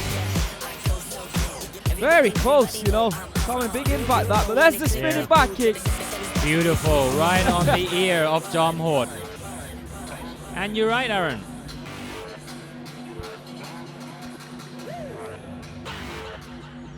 There we Ladies and go. gentlemen, then a second round. All three judges score red 10, blue 9. One of total score, all three judges score red 20, blue 18. I think Kumandoi would have given anybody trouble in the division tonight. So let's see what happens here in the third and final round of action. Whether Jomhod can bring it back, perhaps score a knockdown to even things up, or even a knockout, but He needs something special. Yeah, that's he might for be sure. able to, because he's a big puncher too, Jomhod. He has got knockouts with punches before, so let's have a look if he's got the punches chance. Big jumping teeth. Start things off. Oh! Attempting the back kick again, but didn't work this time. Jomhod wants to return the favor. Oh, flying knee gets clipped there with the left hand, does Jomhod. They're really looking for something for the highlight reels tonight. Yeah, clearly low kick there from Jomhod, edging his way forward every time. Kumandoi there, just proving why he is one of the best. Just moving out of the way, left hook there. 39 strikes landed in round number 2 for Kumandoi as opposed to 26 for Jomhod. What can Jomhod do here in round 3? Can he at least try and win the round? Oh! Was that spinning tornado kick, cartwheel kick? They're bringing them all out, entertaining the crowds, at least here on RWS. Great to see. At this point, it looks like Jomhod just wants to entertain the crowd. It looks like he's accepted his fate that he may not win the fight. Taking the back there. Kumandoi just showboating his way through this round. Yes, and it's a very dominant position in Muay Thai. He scores very well.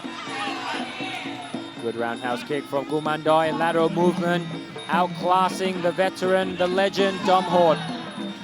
I mean, Jomhod called him out. He got what he asked for, didn't he, Joe? That's right there, Pete. And just throws him to the ground with ease, showcasing the brute strength that he has, but also huge technical capabilities as well. We're just over 1 minute to go. Jomhod initiating the truce, but he's losing. I don't understand that. He's 36, you know. I just think he's finally realizing that he can't keep up with these fighters now. Kumandoi, to be fair to him, to be credited to him, just looks as good as ever. Jigsaw, the current champion at this weight. There's a host of incredible fighters, Nuatorani, of course, and Samingdam. His options for Kumandoi at 112 pounds moving forward, if he so wishes to stay at this weight.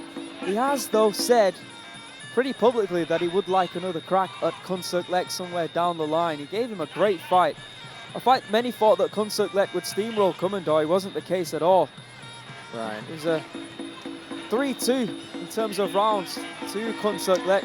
But he'll have to wait to see what will happen on the 21st of December, because we all know after that face-off, it is confirmed after last week that both Khunsueklek and Wanchainoi will be competing on the 21st of December. Unfortunately for Jomhod, he wasn't able to really compete against Kumandoi here tonight. He did his best, but at 36 years of age, I think his time is running. I know it's hard to say and it's not nice to say, but it's a fact, it's reality. It's a cliche, but Father Time, of course, is undefeated. But for Kumandoi, he looks tremendous. You can actually see a bit of damage on the left shin there on Jomhod. Just having a look. There's a cut there. Thanks, baby Kumandoi. Let's have a look at the highlights from the fight. Fairly even round number 1. Kumandoi just a little bit better, but from there on out, round 2 and round 3 as well, pretty convincing for Kumandoi. Again, solidifies why he is one of the best in the world. Why we need to see more of him here, hopefully, on RWS. All right, boys and girls, we'll make this one official, and then we've got an international matchup next up. Thailand taking on the USA. Stay with us for that. A lot of spinning attacks here.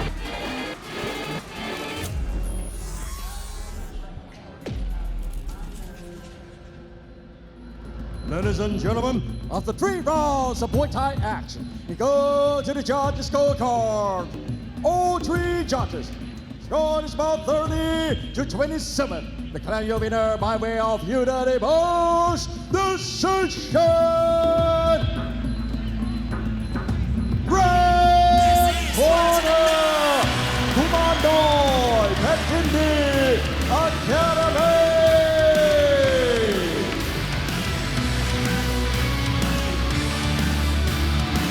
Beautiful work from Kumandoi.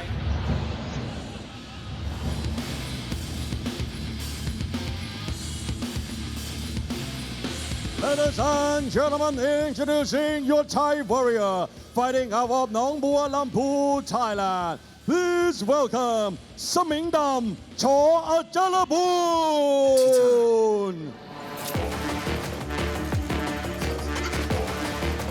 Stepping in as a late replacement is Samingdam Chor. Ajalaboon undefeated on RWS 2-0. Very impressive indeed. Taking on the very accomplished Jalill Barnes. Former Omnoi Stadium champion. Pretty amazing to have him as a standing fighter. Ladies and gentlemen, introducing your American warrior, fighting out of Ohio, USA. Please welcome Jalill Barnes, Phuket Fight Club. The Green Lotus arrives in RWS. Jalill Barnes, Phuket Fight Club, makes his way to the Rajadamnern Stadium ring. A ring, let's be honest, he is very, very familiar with. And he has made victims of some great fighters over 5 rounds. Now, it's his turn to try and do it over 3. As we welcome the Green Lotus, Phuket, Jalill Barnes, to RWS Rajadamnern World Series.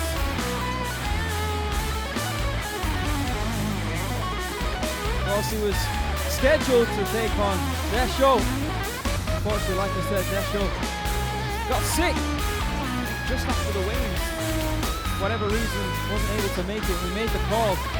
Samingdam answered it, and he's putting his 2-0 record, 2-0, not only in RWS, but this year as well, on the line against a very, very good fighter. In fact, some say that he is the best ever US fighter of all time. What do you think about that, Joe Coverford?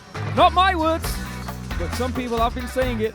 Hey, it's a bit cool, but I would probably agree with them in terms of what he has to offer. Indeed. All right, there's the tail of the tape for this one, about at 133 pounds. Samingdam from Thailand, 25 years of age, standing at 174 centimeters and weighing in at 132.3 pounds. He has a reach of 177 centimeters, born in Nongparnfah. Here in Thailand, he has a professional record of 62 victories with 18 losses and 2 draws. Been up against some incredible fighters and gaining wins against fighters such as the name as Ronachai. Undefeated, of course, here on RWS. In the blue corner, we have got Jalill Barnes, Phuket, the Green Lotus from the USA. 26 years of age, standing at 175 centimeters. Let's just remind ourselves of what is happening. RWS presents Rajadamnern 80. Going into the 80th year and celebrating 80th year of Rajadamnern Stadium with 2 incredible bouts. Phuket, should I say? The White Lotus taking on Han Wen Bao, and Khunsueklek will be defending his title in a super fight against Wanchainoi. If you joined us late, we had a face-off between Khunsueklek and Wanchainoi earlier here tonight. No, Jalill Barnes, devout Christian, saying some prayers here. Absolute gentleman outside of the Absolutely. ring, if you ever get the chance to meet him. Lovely smile on him too, but absolute gunslinger in the ring. 180 centimeters tall is Jalill, so a 3 centimeter height advantage. From Ohio in the USA, 80 fights, 60 victories, 20 losses. Of course, Sausamai, star fighter. Also fought against the big names, including Ritidet, then Payak and Mohawk.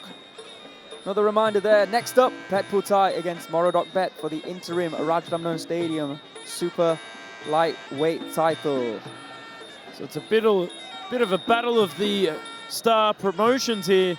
Kiatpet star fighter taking on a Sausamai star fighter. Jalill is the current WBC super featherweight international champion. Actually, he won that in Australia recently against Josh Rambo.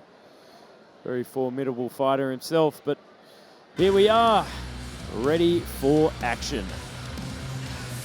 Yeah, it's interesting because that fight was 130 pounds. In the stadium, usually 135 pounds. This one, perfect for Jalill, 133. Samingdam, usually 126. Mr. Beer with the introductions. Ladies and gentlemen, this is the third main card of RWS Rajadamnern Bout Series. This is Muay Thai. This is Rajadamnern. This bout is brought to you by Chemical Fertilizer, Muay Thai, and introducing your referee, Mr. Jirasen Ratsakun. And now, introducing first, fighting from the red corner, 25 years of age. He's done 174 centimeters tall and weighing 132.3 pounds. He holds a record of 62 wins, 18 losses and 2 draws. Representing Nongparnfah, Thailand. Let's hear it for Samingdam, Chor Ajalaboon.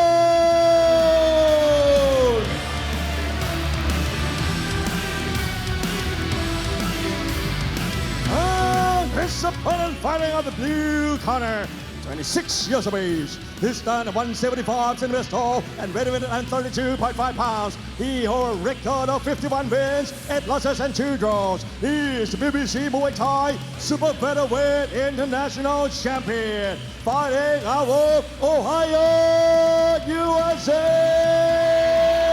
Let's hear it for Jalill Bonds, Phuket Fight Club. Looking confident and ready, Barnes. As is Samingdam.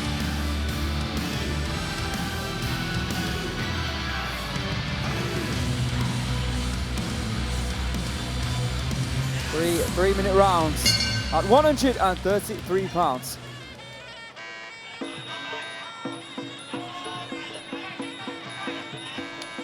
Doubles up on the leg kick there from Jalill Barnes, starting off things. And a good push kick from Barnes. Oh, but the jabs from Samingdam. And the timing on Barnes is just flawless. This is why he is number 2.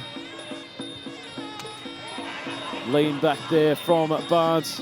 Still controlling the middle of the ring. Oh! Good kicking defense from Barnes.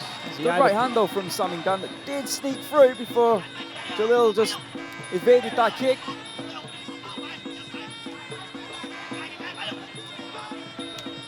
I mean, this is just going to be such a technical display of Muay Thai, this fight. Of course, Jalill training out of Phuket Fight Club, some incredible talent coming from that gym, including Barbara Aguilera, will be in action competing for the 2024 tournament title against Quan Chai. Big right hand there from Jalill. The kicks of Barnes is very difficult to pull because he doesn't kick you high enough, he kicks you on the waist. So if you're going to pull that, it's going to be very difficult. You're going to have to block it. Oh, intensive right hand there from Samingdam. There's the roundhouse kick again. It lands right on the waistline. And he's got very good kicking defense, Joe. That's right, beautiful display of balance as well. Watertight defense at the moment though. A couple of right hands have snuck through there from Samingdam. Locked up. So the clinch as we get peeled apart. Good body lock there to negate the action there from Samingdam. That last exchange. There he goes. He doesn't want to engage inside the clinch. He knows that Jalill Barnes is very capable inside close quarter combat. There's a snapping left hand there from Jalill. Good right knee to the body from Samingdam. And again, good return there with the right from Jalill. Barnes has a very Thai style. It's very classical Thai style on the outside, throwing roundhouse kicks, and good with knees on the inside, and he doesn't throw lots of punches. Again, that left kick to the body from Samingdam sneaks through, causing issues there for Jalill. And you know, the fight being so close right now here in round 1, both fighters looking for those left jabs and finding it. Back and forth we go with those kicks. Close round, Joe. Oh, beautiful left kick upstairs.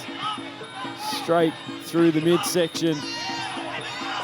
Very close indeed. Very tit for tat. Both mirroring each other. Exactly right there. For sure. Yes. They've got both very similar. that was nice. Right now. Really nicely done from Jalill. Sneaky Jalill to end that round. Very difficult round to score. Both of them fight very similarly. They're on the outside, waiting, and one weapon at a time. Of course, Jalill, he talked about used to those 5 rounds. They only have 3 in this one as he just moved out of the way of that right kick from Samingdam. That was that right hand there from Jalill. The right hand of his own from Samingdam. Really did just go back and forth. Well, I'm not a judge right now. Oh, look at that. Just beautiful placement, accurate precision from both gentlemen. Yeah, right at the end. That might be the difference maker, you know.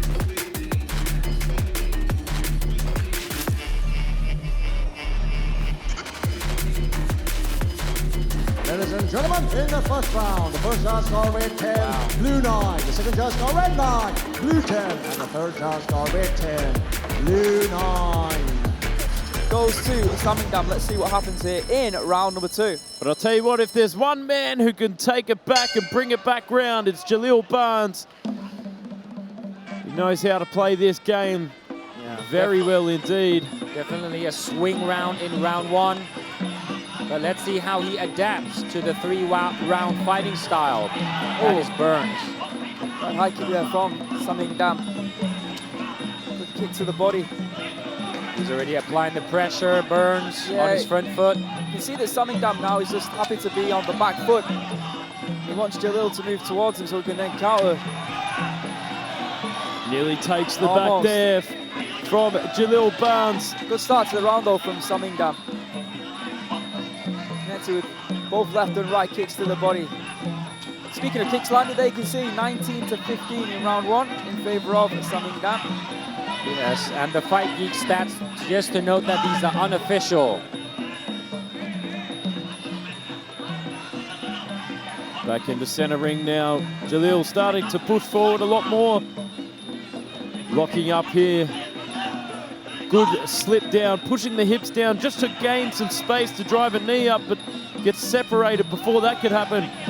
Locking up where he wants to be. Oh, sneaky little inside left elbow there from Jalill Barnes, but Samingdam just does a fantastic job of mitigating and nullifying the action there by locking up against the hips. Yeah, you can see a sense of urgency in Barnes, the way he's coming forward and trying to nick this round. Yeah, Samingdam pretty much fought exactly the same against his 2 other opponents. Oh, big right hand there from Jalill. Israel Dos Santos and Owen Gillis. It just makes it very difficult for you to find that flow, and sometimes he almost fights his anti. He breaks your rhythm and then does things like this, clinches, and it's not pretty, but it's effective. Of course. I mean, Barnes coming forward, he's coming very fast that he gets into the clinch, and when he's into the clinch, I have to say that his opponent has very good clinch defense, so it's hard for Barnes to score on the inside as well. So he does the perfect job of just shutting it down in time to get back on the outside. Very good strategy from Samingdam. Oh, beautiful kick to block there. Again, this perfect defense where he strikes, puts the hip across to balance, and then locks up just to shut down any knees coming his way. Right. Good jabs from Barnes. We're trying to off-balance Samingdam there, but unable to do it. And once again, you can see he just wraps his arms around Jalill, keeps him from doing anything. Be interesting to see if this was over 5 rounds. With right hand. Oh, stiff boxing here. Connected with that left jab on a few occasions, as Jalill. Yeah, but that's a good point, Joe. I mean, what would happen if this were 5 rounds? Yeah, you can see Jalill doesn't seem too happy. Samingdam is winning this on the back foot, isn't he? Yeah, the way the judges score this round will change the dynamic or determine the dynamic of the third round. Let's have a look at the highlights. So Jalill's doing what Beautiful he right wants to hand. do. Yeah, that was a good right hand there from Jalill in a second.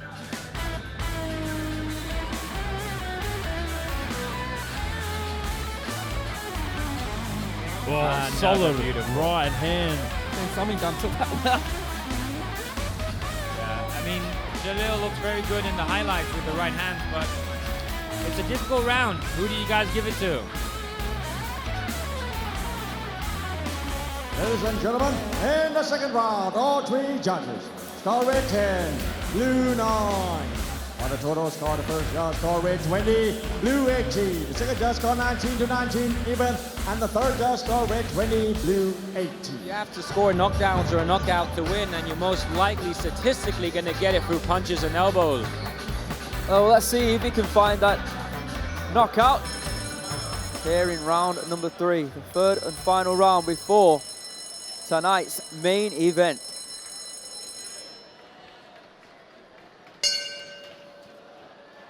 Third and final round of action. Samingdam takes on Jalill Barnes from the US of A.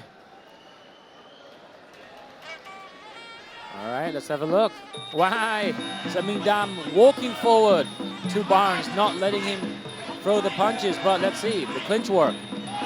Oh, beautiful positioning there from Jalill Barnes just a moment ago. Looking strong in that clinch, Jalill. You're going to have to follow up with elbows after throwing these knees. Almost with that left eye needs a head there for Jalill. Very strong inside control there from Jalill Barnes, but again, Samingdam just locking him down around the hips. Palm over the top, just fighting for position. A big elbow there from Samingdam on the end of that exchange. Good nice counters. Beautiful from Barnes. left up to the body, then a right upstairs there from Jalill.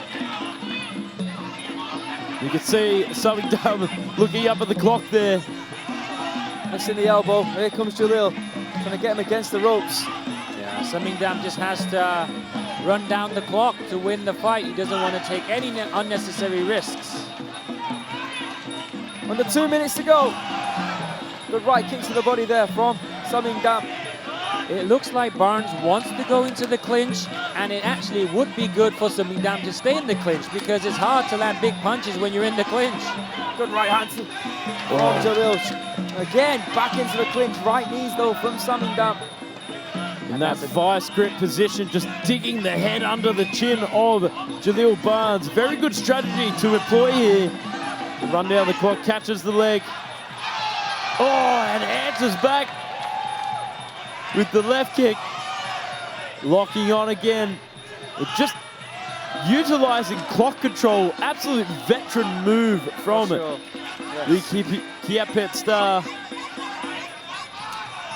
Nicely timed teep there from Jalill Barnes, moving in with a bit more desperation. Oh, he timed it with an elbow. He's getting hurt with that right kick to the body from Samingdam. Going straight through to the body of Jalill. Good performance today from Samingdam. Oh, attempted big right hand there from Jalill. But don't think he connected with all of it though, unfortunately for him. Look at frustration on the face now, isn't there, from Jalill. Very good performance here from Samingdam, considering a late call-up and moving up in weight.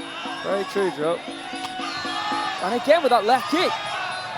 Yeah, this would be a big win for Samingdam if he can do it today. Oh, he's 25 seconds away from doing it. Oh, beautiful step-up knee there, locks on. Right hand from Jalill. And there he is again, just locks up that body. Time running out, unfortunately, for the Green Lotus. There you have it, the end of the third and final round. Tremendous performance from both fighters, but you've got to give credit to Samingdam. He came out, he had a game plan. That was to frustrate Jalill. Obviously targeted that left kick to the body. Jalill thinks he's done enough to win the third round, but it won't be enough, even if he has. Let's have a look at some of these replays. That left kick sneaking through every time, and that short elbow inside the clinch. It was really the clock control and the mitigation of the forward clinch pressure from Jalill Barnes that saw it out for me in round number 3. Lots of good right hand from Barnes in the 3rd round, but no knockdown, so unfortunately, looks like Samingdam will take the W. Let's make it official.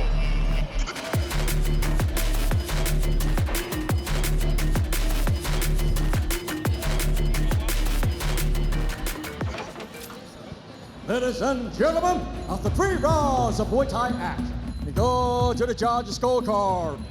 The first judge scored is about 30-27. The second judge scored 29-28. And the third judge scored 30-27. Declaring the winner by way of unanimous decision. Red corner, Samingdam, Chor Ajalaboon. Congratulations to Samingdam. Extends his record here to 3-0. Wonderful performance against a very talented Jalill.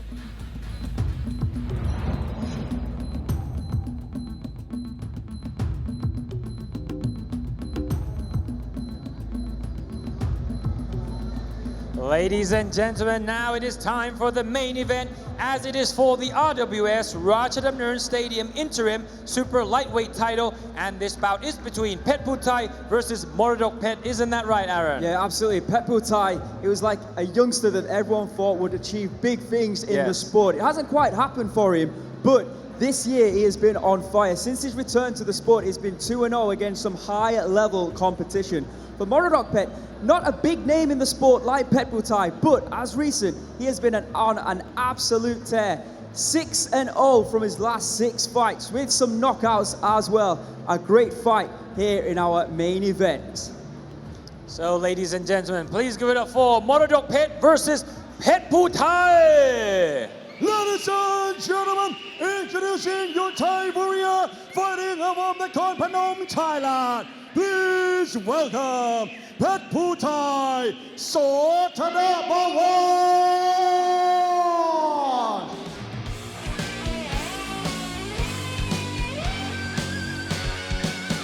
Just in time for the interim Rajadamnern Stadium Super Lightweight title. Entering the ring, Petchputhai, the former Lumpini Stadium Lightweight Flyweight Champion, the former Channel 7 Super Bantamweight Champion, former Thailand Featherweight Champion. Tell you what, more medals than a relay maker. And his opponent fighting our Buriram, Thailand. Please welcome Moradokpetch, Muay Chat Go!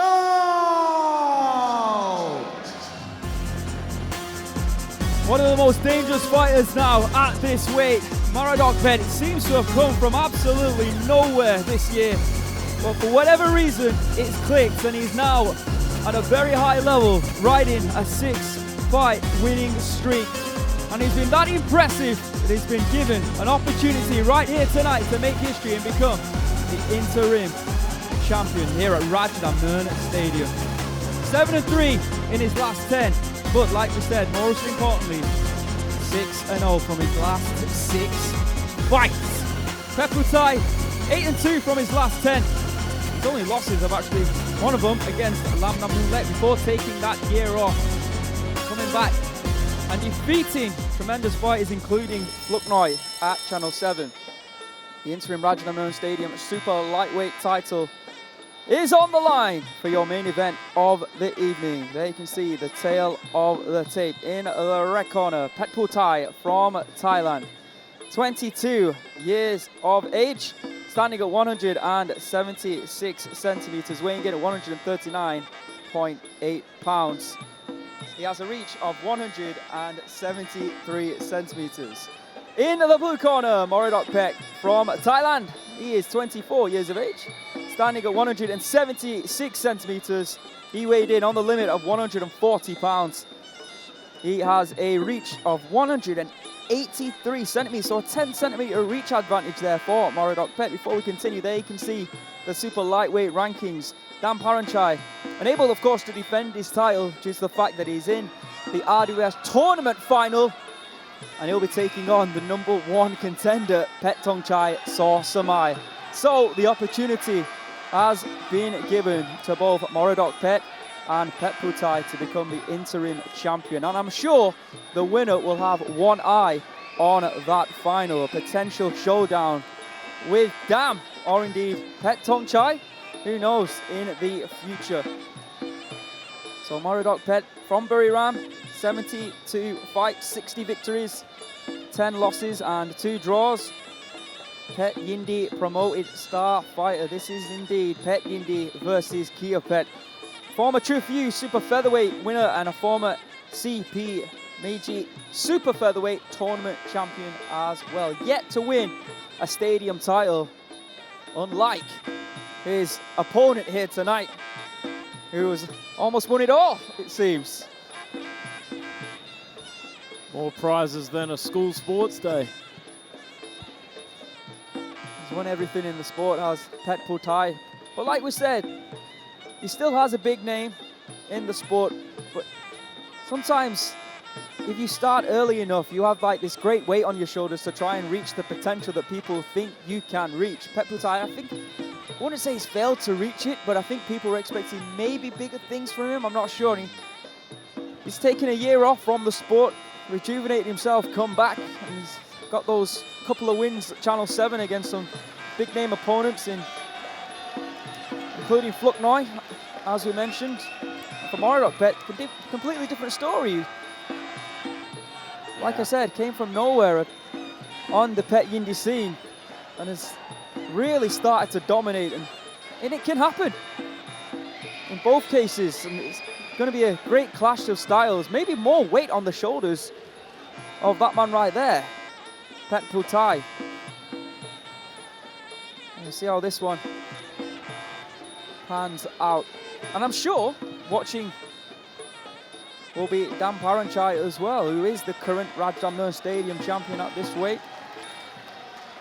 Main event of the evening.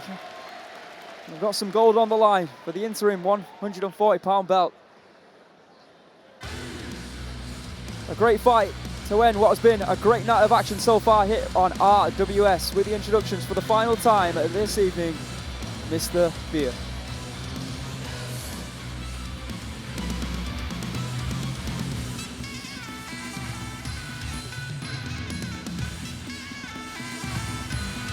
Ladies and gentlemen, this is the moment you all been waiting for. This is the main event of the evening. This bout is interim Rajadamnern Stadium Super Lightweight title, fighting in the rules of 5 rounds Muay Thai. This is Muay Thai. This is Rajadamnern. This bout is brought to you by Leo Soda, and introducing your referee, Mr. Satra Supasai. And now, ladies and gentlemen, introducing first, fighting on the red corner, 22 years of age. He stands 176 centimeters tall and weighs 139.8 pounds. He holds red corner pecking wins, 9 losses and 1 draw. He is former Thailand featherweight champion and the former Channel 7 Super Bantamweight champion and the former Lumini Stadium Light Flyweight champion. Representing Nakhon Phanom, Thailand, let's hear it for Petchputhai, Thanabaworn.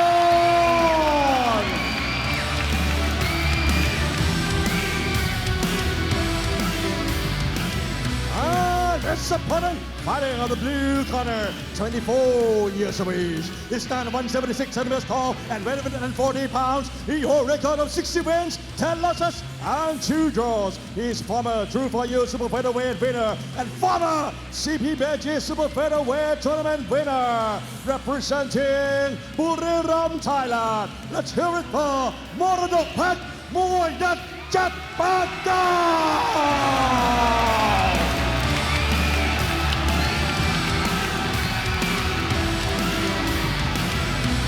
Fighters are ready, crowd's ready, we're ready. Who's going home with the gold? Let's find out. 5 3-minute rounds of 140 pounds for the interim title right now here on RWS. All right, round 1. Big push kick from Petchputhai. Starting things off with a bang. Solid kick to block there from Moradokpetch. See, Petchputhai physique looks more slimline, doesn't he? Whereas Moradokpetch, beastly. Shoulders for boulders. Aaron with the puns now. I think that's a rhyme. Left kick to the body there from Moradokpetch. Yeah, Moradokpetch built like a brick outhouse. I'm glad you said outhouse. Don't want to get thrown off the air. Here comes Petchputhai. Stiff left jabs there. Moradokpetch happy to be off the back foot. I was actually anticipating this to be the other way around. Solid left kick straight up onto the arms of Moradokpetch there. That last exchange. Moradokpetch not able to land the roundhouse kick, but he's able to do it once he leads with the jab. So he might want to do more of that. Oh, big step up left kick there from Moradokpetch. Very tit for tat, mirroring each other at this point. Oh, nice left hand. Yeah. That was sneaky, but nicely timed. Yeah, that's right. Got a hold of the leg, what can he do with it? Throws a right kick to the body, scores. Left knee, attempted elbow from Petchputhai, but he got caught there. Swing and a miss there from Petchputhai. Both of them on the outside, mostly throwing roundhouse kicks. Switching. Oh, beautiful right kick there from Moradokpetch. Big elbow! Oh, nearly throws him over the ropes. Yeah, definitely caught Moradokpetch with that right elbow, but he also ate a knee as well as he moved in. Under 1 minute to go here in round 1. Very explosive round so far. Steps in with some hand combinations, follows up with the right kick there from Petchputhai. Nicely timed teep to get back on the outside. Great exchanges here. Impressed with the speed of Moradokpetch's kicks. Close round. Once again here on RWS. There's those kicks to the bodies. Petchputhai that time with his. Good roundhouse kick, right roundhouse kick from Petchputhai. Both on the outside, mirroring each other like Joe said. Oh. Beautiful returns here. This is absolutely textbook Muay Thai. This is when you go to your fundamentals classes. This is what they teach you. Kick, return, kick, return. Oh! I think he clipped him with that right hand, but he was stumbling backwards. It's not a knockdown. End of round 1. Looked like Moradokpetch was on his way down due to a slip, and Petchputhai nearly caught him with a right hand. He might have actually caught him, but obviously not being adjudged to be a knockdown will be very unfair. But a great round of Muay Thai. Great round of action here from both these guys. I mean, to split these two is going to be a very difficult job right now for these judges. Let's have a look at the highlights. Help us at least. Right. Yeah, right kick to the body. Moradokpetch with a fast one. There was that elbow strike. If you do slip in boxing, it's not scored, but in Muay Thai, if you do slip, you do lose points, But yeah, because he did it's seen catch as him. if you lost balance. On that highlight there, it didn't look like he caught him actually with that right hand. Beautiful elbows from Petchputhai. Before that slip as well, he threw a nicely timed knee, did Moradokpetch. I'm edging towards Moradokpetch, you know. I don't know how you guys are feeling right now. I think Petchputhai may have got it. Ladies and gentlemen, in the first round. Oh, wow, yeah, you're right. Blue 10. But I do think he's going to have to try and stop those kicks to the body. I think defensively, he might have to work a little bit harder. See what happens here in round 2. But a great start from the Petchyindee crew. And part of the Kiatdaraphutorn crew there in the corner of Petchputhai. This is a 5-round bout, as it is a title bout fighting for the interim super lightweight title. Straight away kick. And the kick. Nice left jab there from Moradokpetch. Oh, kick blocked. Moves in! He steps in with that lead elbow. Beautiful work. He finds it, Joe. Good lock from Moradokpetch. So what you got to do is feint, switch stances, and then follow up with the elbow. Beautiful work there from Petchputhai in that last exchange. Oh, what an elbow. Beautiful up elbow. The hand control as well, just blinding Moradokpetch. Very nuanced, but very skillful indeed. Just set it up and then set up that elbow. There you can see the kicks landed in round 1. There's that knee as well. 18 for Moradokpetch, 11 for Petchputhai. Oh, lost balance after her right roundhouse kick. A couple of times now in this fight, Moradokpetch has lost his balance, but still wins round number 1, of course, still up on the scorecards. You can see some of the nuanced hand placement there from Petchputhai, trying to set up the elbow, just puts the palms on the forearms, tries to drag it down and set it up. There it is again, slaps down the arms. These fighters wait, and suddenly they explode with a combination. Just like that. Leaps in again. Yeah, it goes with the elbow, but you see Moradokpetch this time had it timed. That was just a strike just after the referee were trying to break them up yet. So he needs to set it. Sorry to cut you off there. He needs to set it up a bit more with the punches. You can see Moradokpetch starting to read the hand placement, and there, just pushes off straight away. There's that knee again. I've really been impressed with that knee. The timing of that has been impeccable from Moradokpetch. It really has. Referee breaks them up from the clinch, and Petchputhai continues to come forward. But he does get caught with these knees, Aaron, on the way in. And he's also blocking the majority of the strikes being thrown from Petchputhai as well. Especially when it comes to the hands.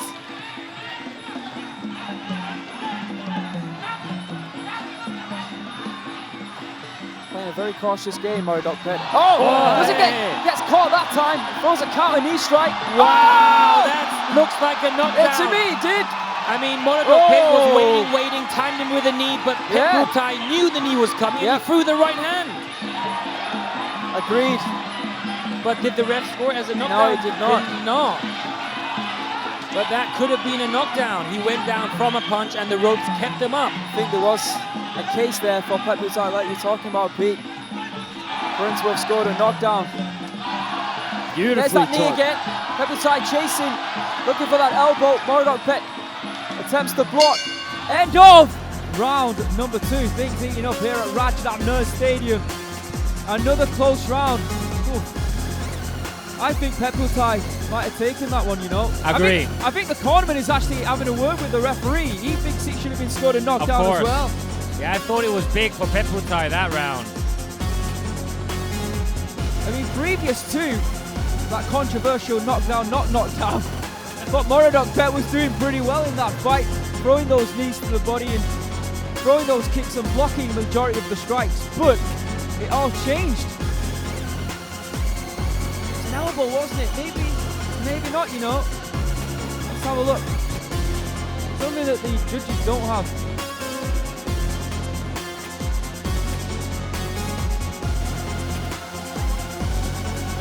It looked like a slip, like just off balance. It did not connect. But Petchputhai still in with a chance of winning this round, maybe. Ladies and gentlemen, in the second round, all 3 judges score red 10, blue 9. What the total score, all 3 judges score 19 to 19 even. Did start to penetrate that defense. It'll be up to now. The script has flipped. It'll be up to Moradokpetch to do something different.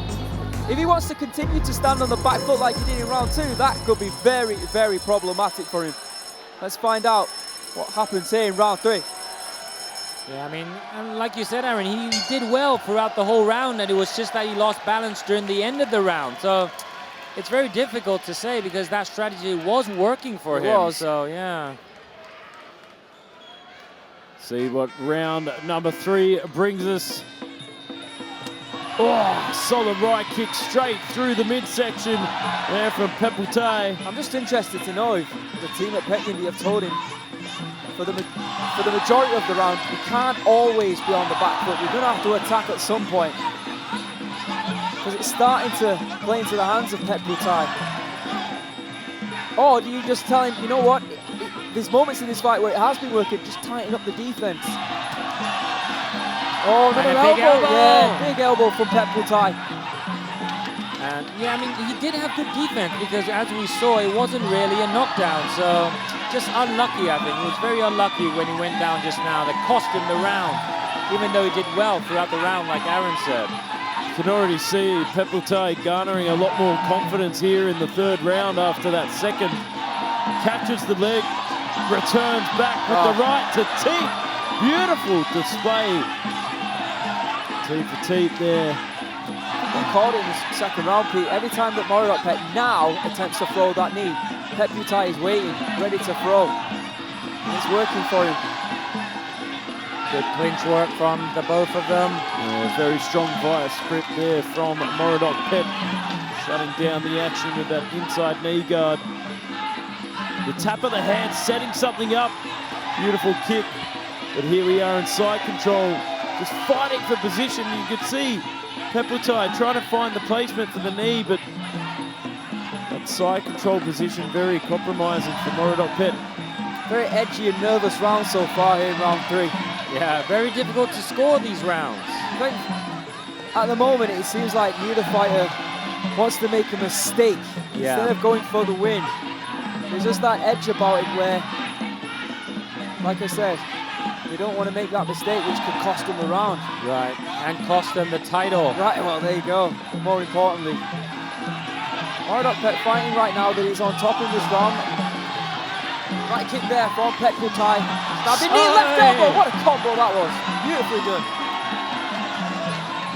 And it's a combo like that that honestly can win the round. It's that close. And Moradokpetch is doing exactly what you advised him not to do, Aaron. He's on his back foot nearly the whole round. Apart from now. Apart from now, yeah. But he's not even going forward. He momentarily goes forward, then he goes backwards again. Good left knee though. Beautiful kick. Oh, doubling up there from Moradokpetch.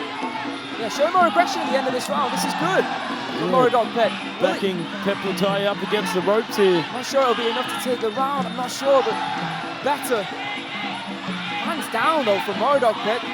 Confident. Moradokpetch has had a good performance these past few fights. If he could beat Petchputhai, it would very do well for him, for his name. We'll have a look at the replays. What do you gentlemen think about that last round there? It was really tough, you know. It's a swing round. It really is. I mean, there's an argument, you know, for both these fighters, but I'm leaning towards Petchputhai. I think there was one combo moment in that round there where he caught him with that left elbow on the back foot. And that's when Moradokpetch started to move forward because I feel like he knew he was down on the scorecards. I'm not sure after that moment that he did enough to win it back.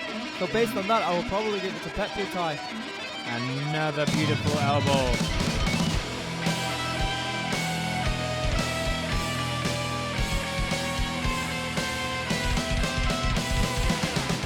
Ladies and gentlemen, in the third round, all three judges scored 10-9. On the total score, all three judges scored 29-28. You've got to fix things. I think that's what the team at Petchyindee are telling him right now. To do the same thing again would be madness at this moment in time. He's got 2 rounds and he needs to win them both. See what happens here. What would you tell Moradokpetch if you were in his corner, Joe? I've been telling him to push forward more, smother Petchputhai, push him on the back foot. Don't allow him any room to control the center of the ring. Sometimes it's just about fighting fire with fire, and you would say, look, Petchputhai he's been the one who's been on the front foot, throwing good punches and elbows. You do the same now. You take that fight to him. That's right. You can't always let the opponent fight their fight.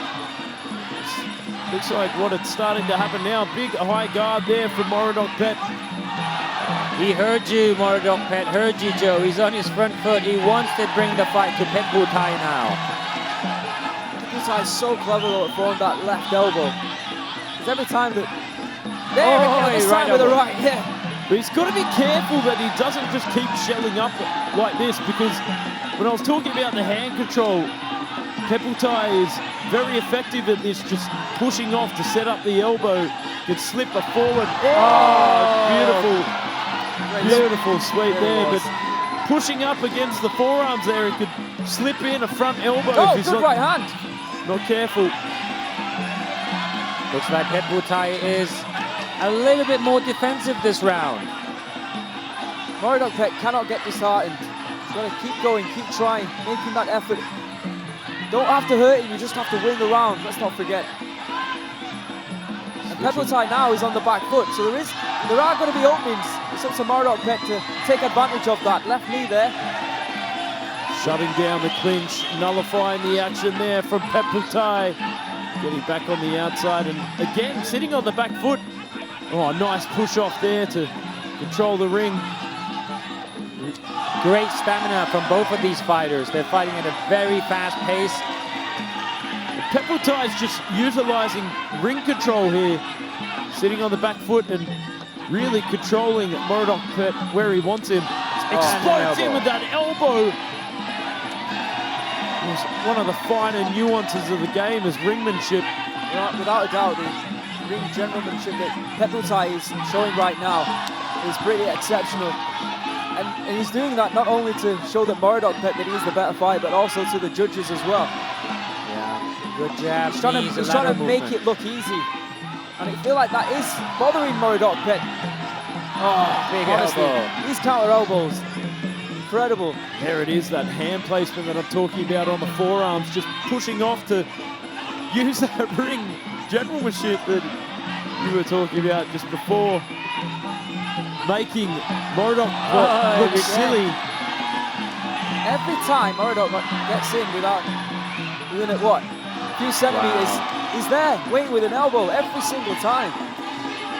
Push kick to the face from Petchputhai. He is the ring general at this point. Look at him, leave his foot there on the leg, just ready to push kick. But really, you can only do this when you are up on the scorecards. Of course. That's true. Beautiful explosive knee there. And, oh, what a display. It's been the most definitive round yet, you would say. To be honest, Petchputhai came out with a game plan to be on the back foot and just frustrate Moradokpetch throughout that entire round, and it just worked. It's an absolute treat for him. At this point, can we say he's toying with him? It's very close too. If it's not already. Big elbows. And that was pretty much the story of round number 4. It was Moradokpetch being the aggressor as he needs to be when you're down on the scorecards, but he just kept walking into those counter elbows time and time and time again from Petchputhai, who will probably be close to certain 3 rounds to 1 up now with 1 round remaining. Tremendous performance, very controlled. Let's see if I'm right. Oh, we're right. Ladies and gentlemen, in the 4th round, all 3 judges scored 10 to 9. On the total score, all 3 judges scored 39 to 37. Corner there of Petchputhai, but it's him who's been the superhero here tonight. So far anyway, is there one last thing in this tale? Is there anything that Moradokpetch can do? Let's find out. 5th and final round of the fight and of the evening here at RWS. Still a lot more action to come over the coming weeks, and Peter and I will be talking about that very soon. Peter will also be in the ring having an interview with whoever the champion is. We'll find out who that is after this one. And I'm expecting to see Petchputhai to just try and run down the clock here. Yeah, we're going to see a pretty similar round to round 4. Absolutely. Moradokpetch looking very desperate. The heavy punches and trying to take the head off of Petchputhai, and Petchputhai will just move on that back foot. Yeah, quick. It's going to be jabs, it's going to be front kicks, it's going to be tying him up. There you can see round 4, the strike methods landed. 15 kicks to 6. Look at the out. Just 4 for 2. That seems unlikely.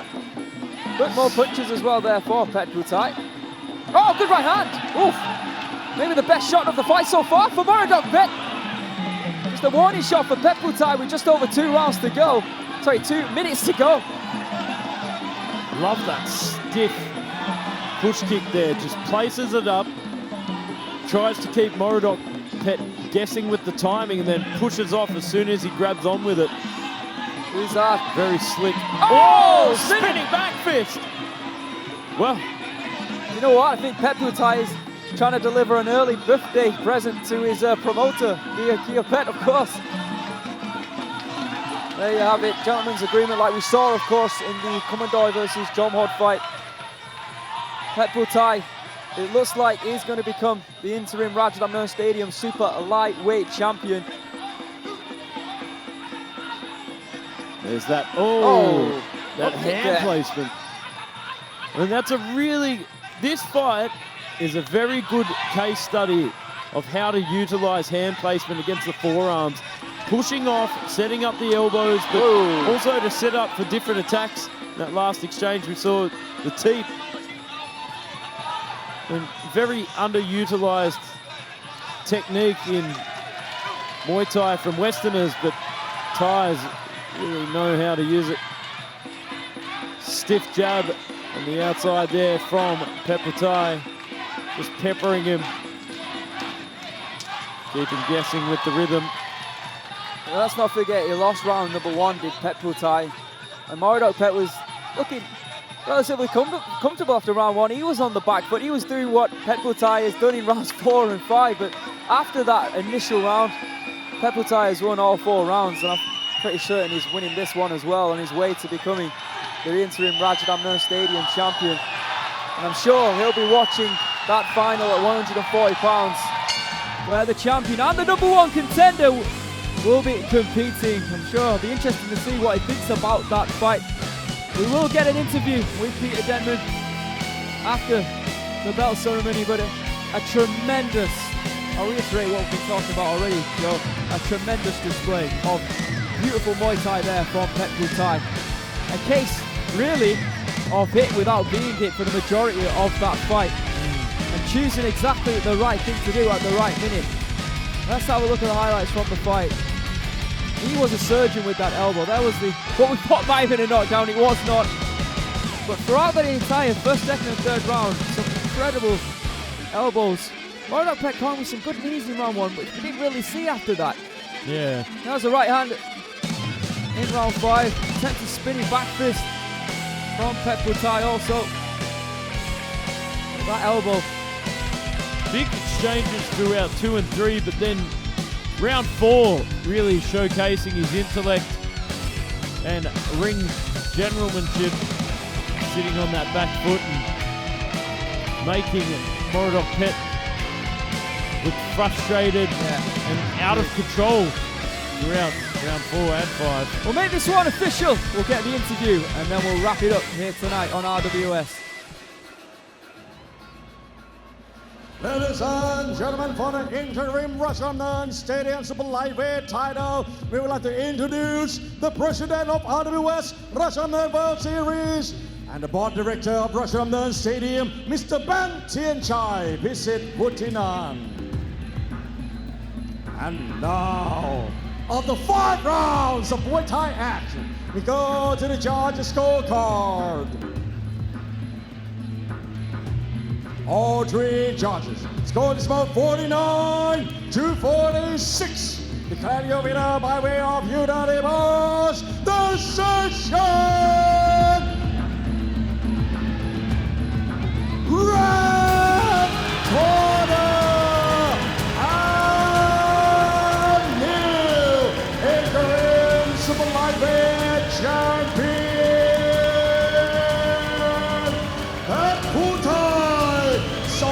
Thanabaworn.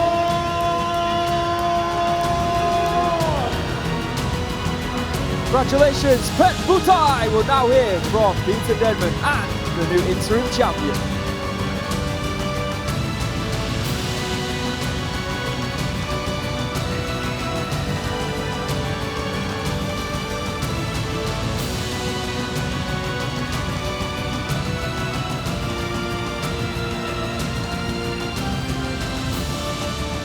Congratulations, Petchputhai, a very competitive start, but you managed to make the adjustments and you outclassed him towards the end.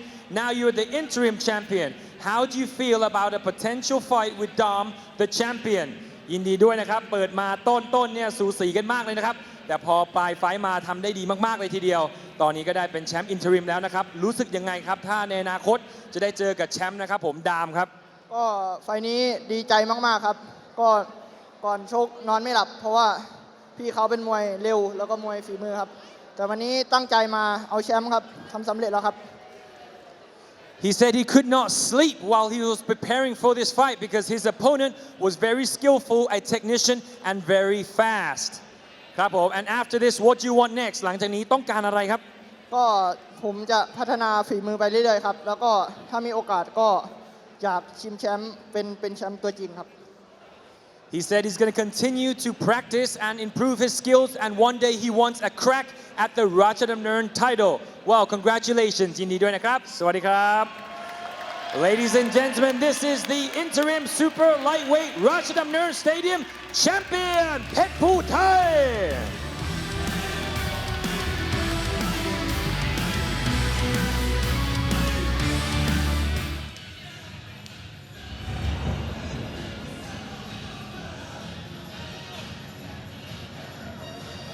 What a hell of a fight, Aaron. The main event. It looked very competitive in the beginning, but eventually he managed to outclass and get the W and become the interim champion. Yeah, Petchputhai showing to the world just why there was a lot of expectation behind him in this fight, and in fact in his whole career. And I think tonight he's proved once again why he can reach the upper echelons of this sport. A big props to Moradokpetch, especially in round one. He did his absolute best, but Petchputhai in the end, I think you summed it up in the ring when you said he outclassed him, and I think that is true right now. It was a bit of a masterclass in the end from him. All right, and of course, next week we've also got a tremendous title fight coming your way. But not only that, we've got some incredible fights to go along with it as well. Hongthong, we will be returning to take on Owen Gillis from England, and also from England, Josh Hill will be taking on Petmai, that one at middleweight. But of course, the one that we're all waiting for is the rematch for the Rajadamnern Stadium lightweight title. Savas Michael from Cyprus gets another shot against the champion, Samingdam. Let's just remind ourselves of the rankings at 135 pounds. Savas Michael currently sitting in 10th position after that tremendous fight against Samingdam. Number 5, we've got Sangmani, who's now new to the rankings at 135 pounds. Former champion Jom sits in 4th. Gelgelwan at number 3. We've got Buokiao, who we saw earlier tonight, in at number 2. Changsuk, Petchyindee Academy, actually sits at number 1. And of course, the champion at this weight, Samingdam nor Ano Wood Gym. Not only have we got the amazing fight coming up next week, and of course, we've not only got the other fights as well that I aforementioned, but we have got an incredible upcoming schedule. On the Sunday, December 1st, we're going back to Japan. It'll be Ryuki Matsuda against Goktao, and in the main event, Nadaka against Petnung. And then it's time for the tournament finals. We've got Dam versus Pektonchai in the super lightweight division. Tapogao versus Hercules in the welterweights. Right, and on the 14th of December, we have a super welterweight final between Daniel Rodriguez versus Ritawada, and a female bantamweight final, Barbara Aguirre versus Kwanchai, and the featherweight bout that we are all waiting for, Chyla versus Rook Gordon. So absolutely incredible fights here to end the year at Rajadamnern Stadium and on RWS, and we hope you can stay with us week after week, because this is RWS and this is Rajadamnern. See you next week.